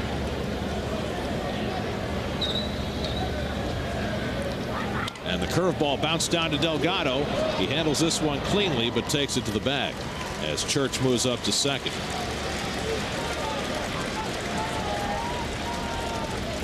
Well, the one in the 9th inning could have been a double play. This one was hit too slowly. Yeah. So now the potential winning run is at second base. Jesus Flores is the batter. First base is open, but remember you got Robert Fick hitting in the 9 hole, so this is the guy to go after. Flores 1 for 4 had a fluky infield hit in the 8th inning. Church at second and 2 down. And Flores takes the curveball, ball 1. Flores has been in the middle of this game, good and bad. A couple of pass balls, maybe called wild pitches. Threw out Reyes at third for the first time he's ever thrown out a runner. Scored the go-ahead run in the 8th inning. Had a good cut at that fastball, and it's 1-1. Had that play at the plate. If he could have been a little more patient and waited for that great throw from Kearns, that might be on the bus already. That could have been the last out of the game. Chavez scoring ahead of the tag with the tying run in the 9th. Church at second and 2 down. And the curveball swung and missed. And Seeley's always had that good hook.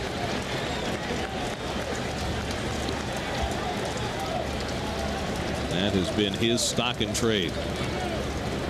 It's a little smaller than it used to be. It used to be a real big 12-6 curveball, but he's tightened it up a little bit, probably because coming out of the pen. 1-2 to Flores. Comes inside, and it's 2-2.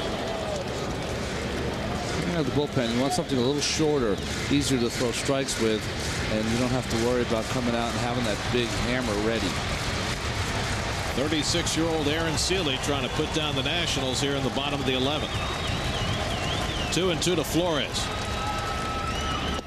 On the outside corner, strike 3 call.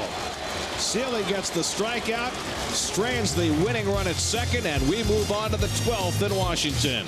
Mets and Nats still tied at 2.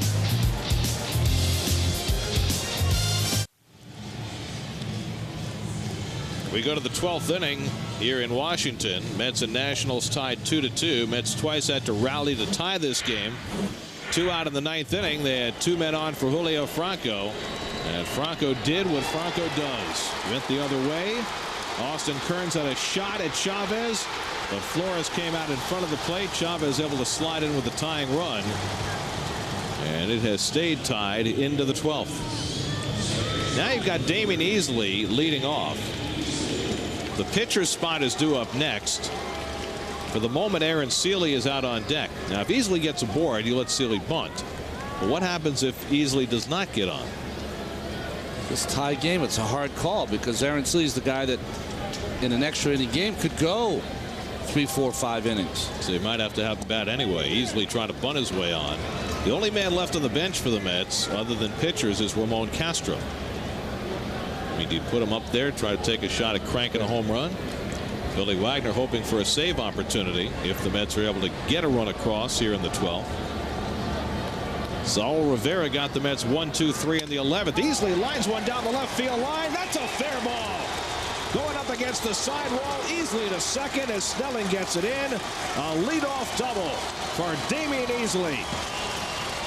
Well, he had the infield hit in the ninth that kept it going. Now Easley the potential go-ahead run at second base with nobody out, and Ramon Castro is coming up to pinch hit. Well, you can't say enough about what Easley's done off the bench for the Mets. Valentine, of course, tweaked that knee a little bit.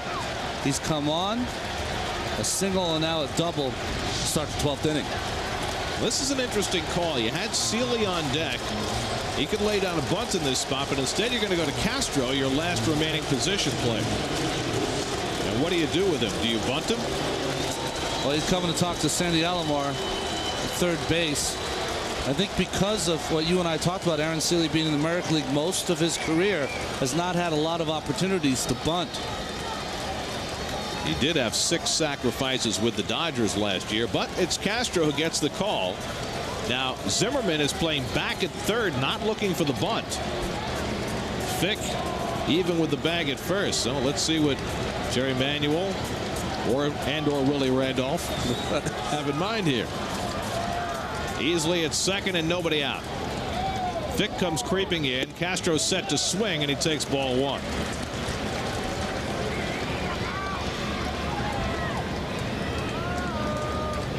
Sandy Alomar flashing signs to Easley and to Castro. This time the corner infielders stay back. And Castro takes it wide and it's 2-0. Well, you're rolling the dice in this sense. So you're trying to put the hammer down.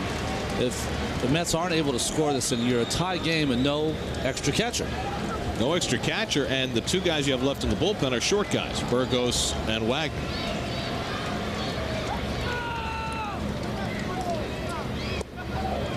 Breaking ball misses, and Rivera behind 3-0. Now, if Castro were to walk, what do you do with Reyes? Do you have him bunt? The problem with Reyes bunting with Castro at first. They could throw the ball to second. Yep. Keep the double play in order. 3-0 to Castro. You figure he takes one here. And it misses ball 4. So Castro walks on 4 pitches. Would you have a pitcher run for him? You could send El Duque out there to run for him. We can't now, though, because he's got to catch. Oh, no, he's hit for the hitter. Yeah, you could run pitcher for him, but I mean, just to give yourself a chance of having someone safe at second base. Duque stretching. But he's stretching his arms. He's going to stretch your legs. Come on, El Duque. Meanwhile, Manny Acta's on his way out to the mound. He's got a right-hander up in the bullpen. You got Reyes coming up. Mets have first and second and nobody out in a tie game in the 12th inning. Rivera, who looked so sharp in the 11th, gives up a double to Easley and a 4-pitch walk to Castro. Ryan Wagner is up in the Washington bullpen, while Billy Wagner throws in the Mets bullpen. No relation. Manny Acta exchanging some words with Sandy Alomar as he crosses the line. Friendly ones. He shared a coaching staff last year. So, do you bunt with Reyes? I bunt with Reyes. See, I wouldn't, because you're not going to double him up. You're not going to double him up, but if you bunt with him, even if they throw Castro out at second, Reyes can steal second. Reyes 0 for 3 with a couple of walks. He had a bullet his last time up that Fick made a terrific play on to keep the game tied in the ninth. And he was set to bunt. And Rivera has missed with 5 in a row out of the strike zone. If I was Reyes here after 5 in a row, you might want to turn around and fake the bunt anyways, because you're going to be taking a pitch. You got the corners coming in pretty hard now.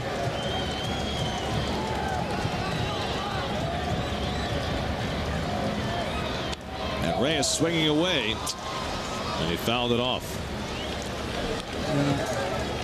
Can't criticize him. He's been so great to recognize what pitch he can handle.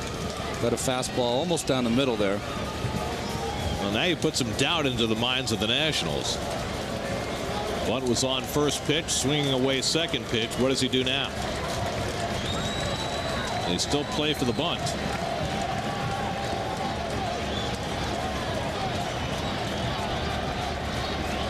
And he gets it down, and they'll never throw him out. Zimmerman just holds the ball, and the bases are loaded.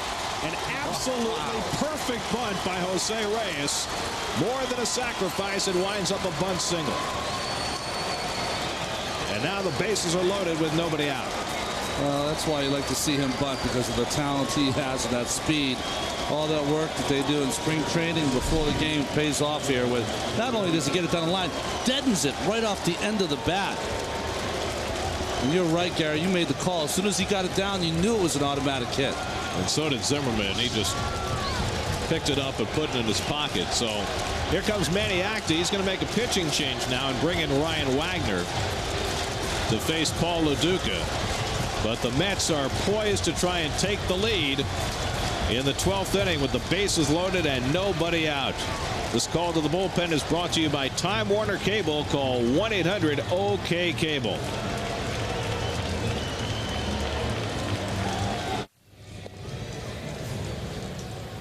Well, the Mets have the table set here in the 12th inning as Ryan Wagner becomes the 7th Washington pitcher of the night. Well, sometimes you want to bring the right-hander in to face the right-handed hitter, but look at that number, 345, 10 for 29 right-handed hitters against Ryan Wagner, with the only 2 home runs he's given up this year. Well, the Nationals have to bring the infield in here with the bases loaded and nobody out. Lo Duca tonight 0 for 3, a walk and a sacrifice. 0 for 2 against Wagner in his career. Ground ball. Lopez coming home, gets the force, and that's all. So Lo Duca, first pitch swinging. Lo Duca had been 3 for 3 this year, getting runners home from third with less than 2 out, but couldn't do it there. And that has certainly been a theme for the Mets throughout this week. Well, he rolled that over to the shortstop. Lopez was playing in. Flores is thinking of trying to get the double play at first base. You saw easily sliding hard into home. That is the play. That is not a dirty play. You're supposed to do that. Try to take the catcher out if he doesn't get out of the way. So now where do they play the infield? They're going to play most of the way in against Beltran, figuring he's too fast and they can't risk trying to turn 2 by way of second. But remember, it's Castro now who's on third. Beltran grounds one over the bag, fair ball, and the Mets grab the lead. Castro in to score. Chavez right behind him. Into third goes Lo Duca. It's a 2-run double. Carlos Beltran comes through, and the Mets have a 4-2 lead in the 12th inning.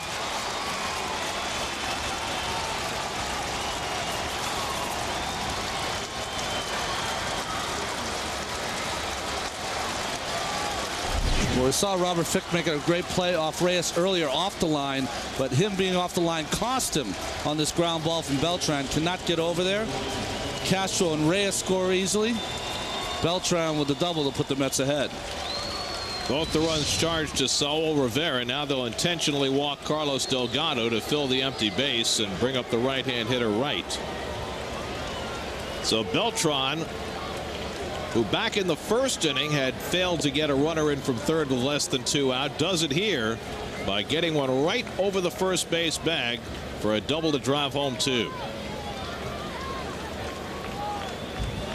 And the Mets, who had been down to their final out in the 9th inning, rallied to tie and now have the lead in the 12th with Billy Wagner set to try and close it out.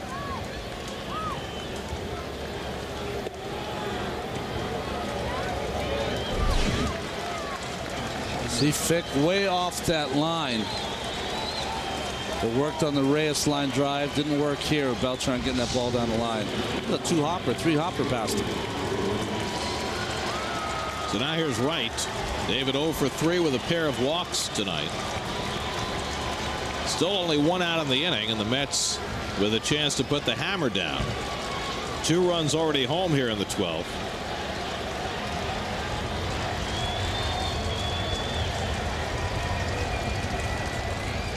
And Wright takes a breaking ball in the dirt from Wagner. Well, LaDuca and Beltran both went up there and attacked the first pitch. And so Wagner bouncing the first one to Wright. LaDuca at third, Beltran at second, Delgado at first with 1 out.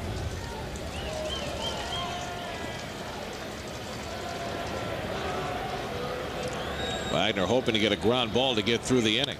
But Wright lines a base hit into left field. LaDuca is in to score. Beltran being waved home. Snelling's throw to the plate, not in time. It's a 2-run single for David Wright. And the RBI drought is over for David. His 5th and 6th of the year. The Mets have a 4-run 12th inning, and they lead it 6-2.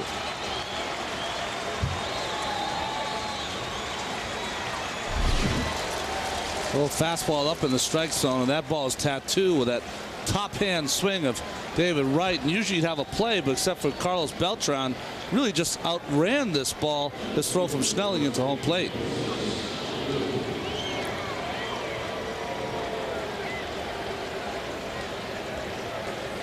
So the Mets have put 4 on the board here in the 12th inning. Big hits for Beltran and Wright.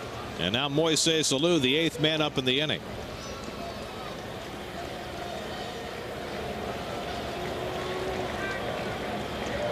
Been a rough night for Alou. He's 0 for 5.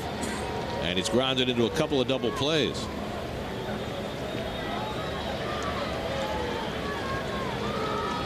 Well, with 2 out in the 9th inning, the Mets to that point had 2 hits in this game.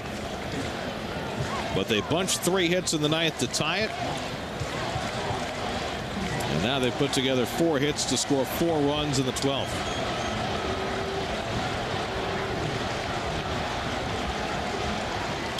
Line drive to short, caught by Lopez. It'll be a double play as they double Delgado off second to end the inning. The 3rd double play hit into by Alou today, but the Mets score 4 in the 12th and hand it off to Billy Wagner to try and finish it off.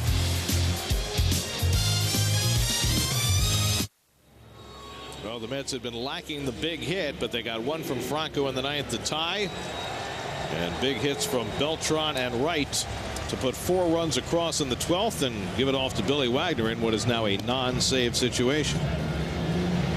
Well, I don't think Wagner or the Mets care about the save situation in this kind of game. Scoring those 4 in the 12th.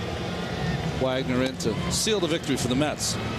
And Ramon Castro, who drew the walk and wound up scoring the go-ahead run, stays on to catch in the 12th. So Wagner hits in LaDuca's spot.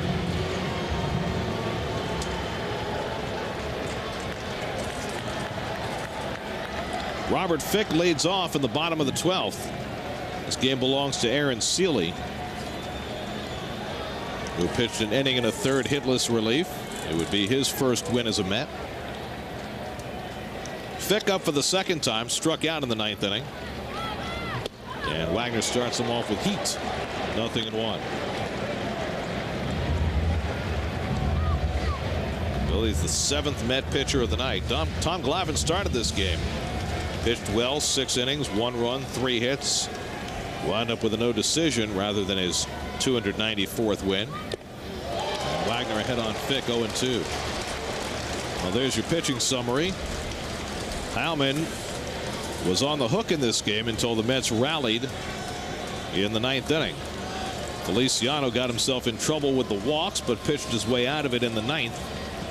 And Aaron Seeley now stands to win it. 1-2 to Fick. Only 180 pitches to this point. It's not bad. It's not bad at all. Could be a lot worse. That's right.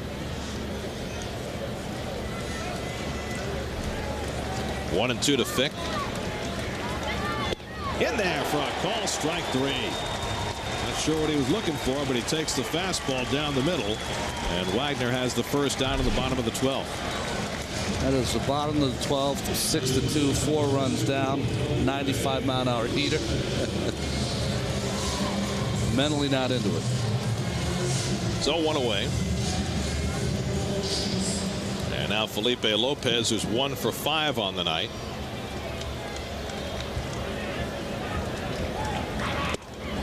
There's a strike.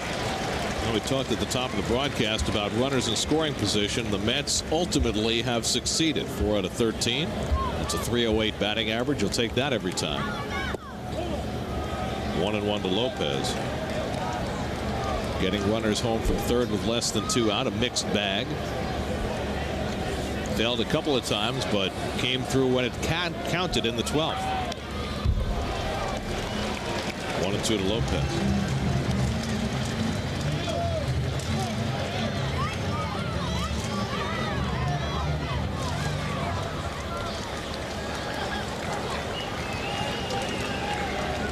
Now this is one the Nationals just about had. But the Mets twice this week have rallied from the brink of oblivion. Damian Easley with the home run against the Rockies Tuesday night, down to their final strike. Julio Franco with the game tying hit, with the Mets down to their final out tonight. And Gary, that's a good sign in the course of a season. If you can take out the other person's closer, that shows that you guys, the Mets, are on top of their game. Did it against Brian Fuentes, all-star closer Tuesday night. Did it against Chad Cordero, all-star caliber closer tonight. Off-speed pitch, broken back, and Reyes handles the grounder and throws out Lopez 2 away. A lot of shards to be cleaned up after that.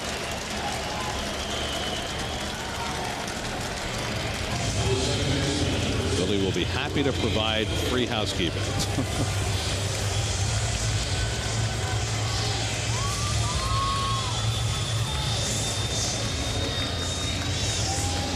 Better than 29,000 paid tonight, and many have stayed to the end. Game approaching 4 hours old. Wagner trying to get the final out. Ronnie Belliard is at a big night for the Nats. Takes a strike. He's driven in both Washington runs. Double in the 6th, double in the 8th. In each case gave Washington the lead, but the Mets came back each time. Reached for and fouled, and now Wagner just 1 strike away.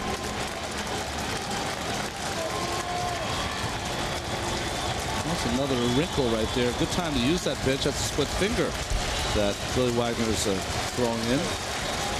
86-mile-an-hour split finger.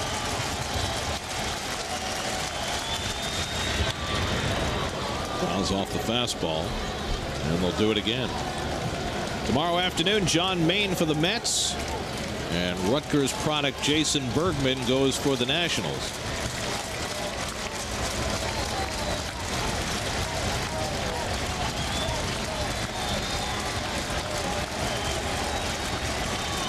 Oh, and 2 to Belliard.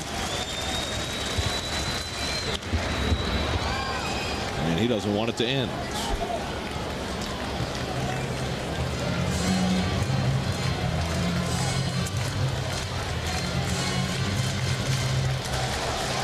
Look at the Mets, 18-11 extra inning games. Go to 19 with this win. That's playing some ball.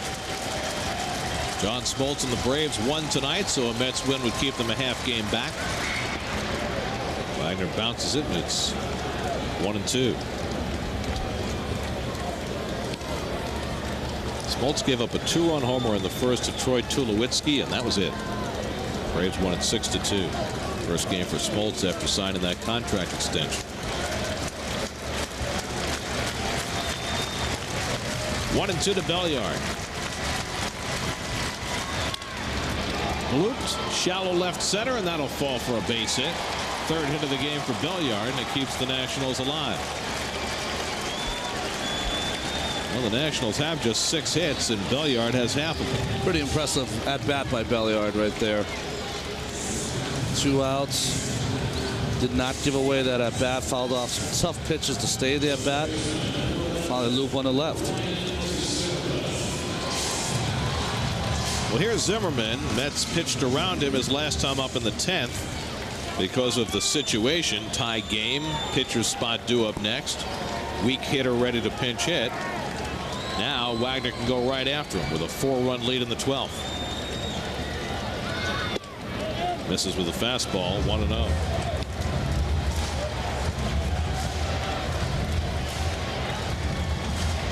Last man on either bench is Brian Schneider, and he's now on deck to pinch hit.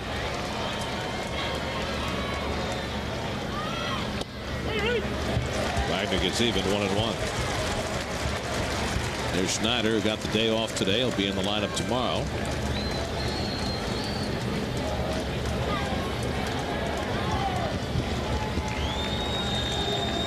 Zimmerman 0 for 3 tonight. 2-1.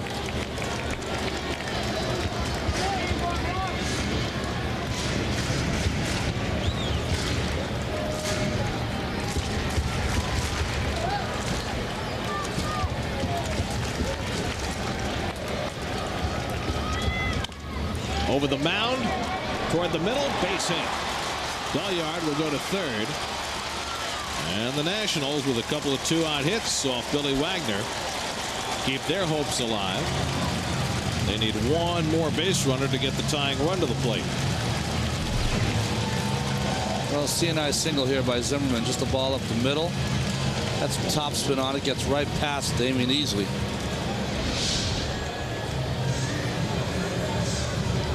So now Brian Schneider will pinch hit.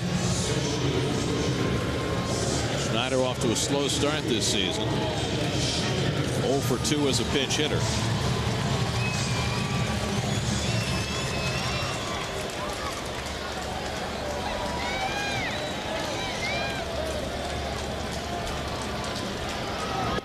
And the runner takes off from first, and Zimmerman gets second unmolested. That's defensive indifference. Nearly takes the force away at second base.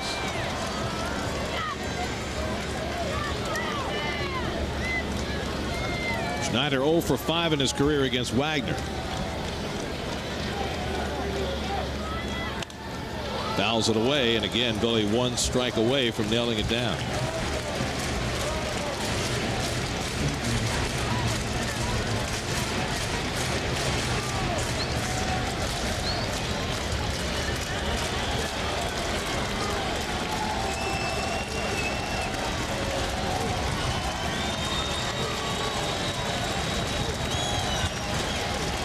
And 2 to Schneider.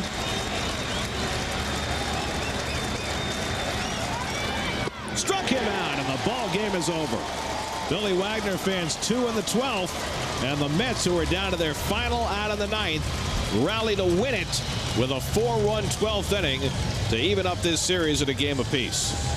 Well, we talked about how they needed to get some hits with heads on base. There's Carlos Beltran with the big hit. 2-run scoring double down the line. Well, it took a minute short of 4 hours to complete, but the Mets win it in 12 innings, 6-2. Carlos Beltran with the big hit. David Wright had a 2-run hit in that 12th inning as well. And now they'll play the rubber game tomorrow afternoon. 1:30 the game time tomorrow as the Mets and Nats close out their series. Now stay tuned for the CW11 News coming up next. For Ron, I'm Gary. We'll see you tomorrow.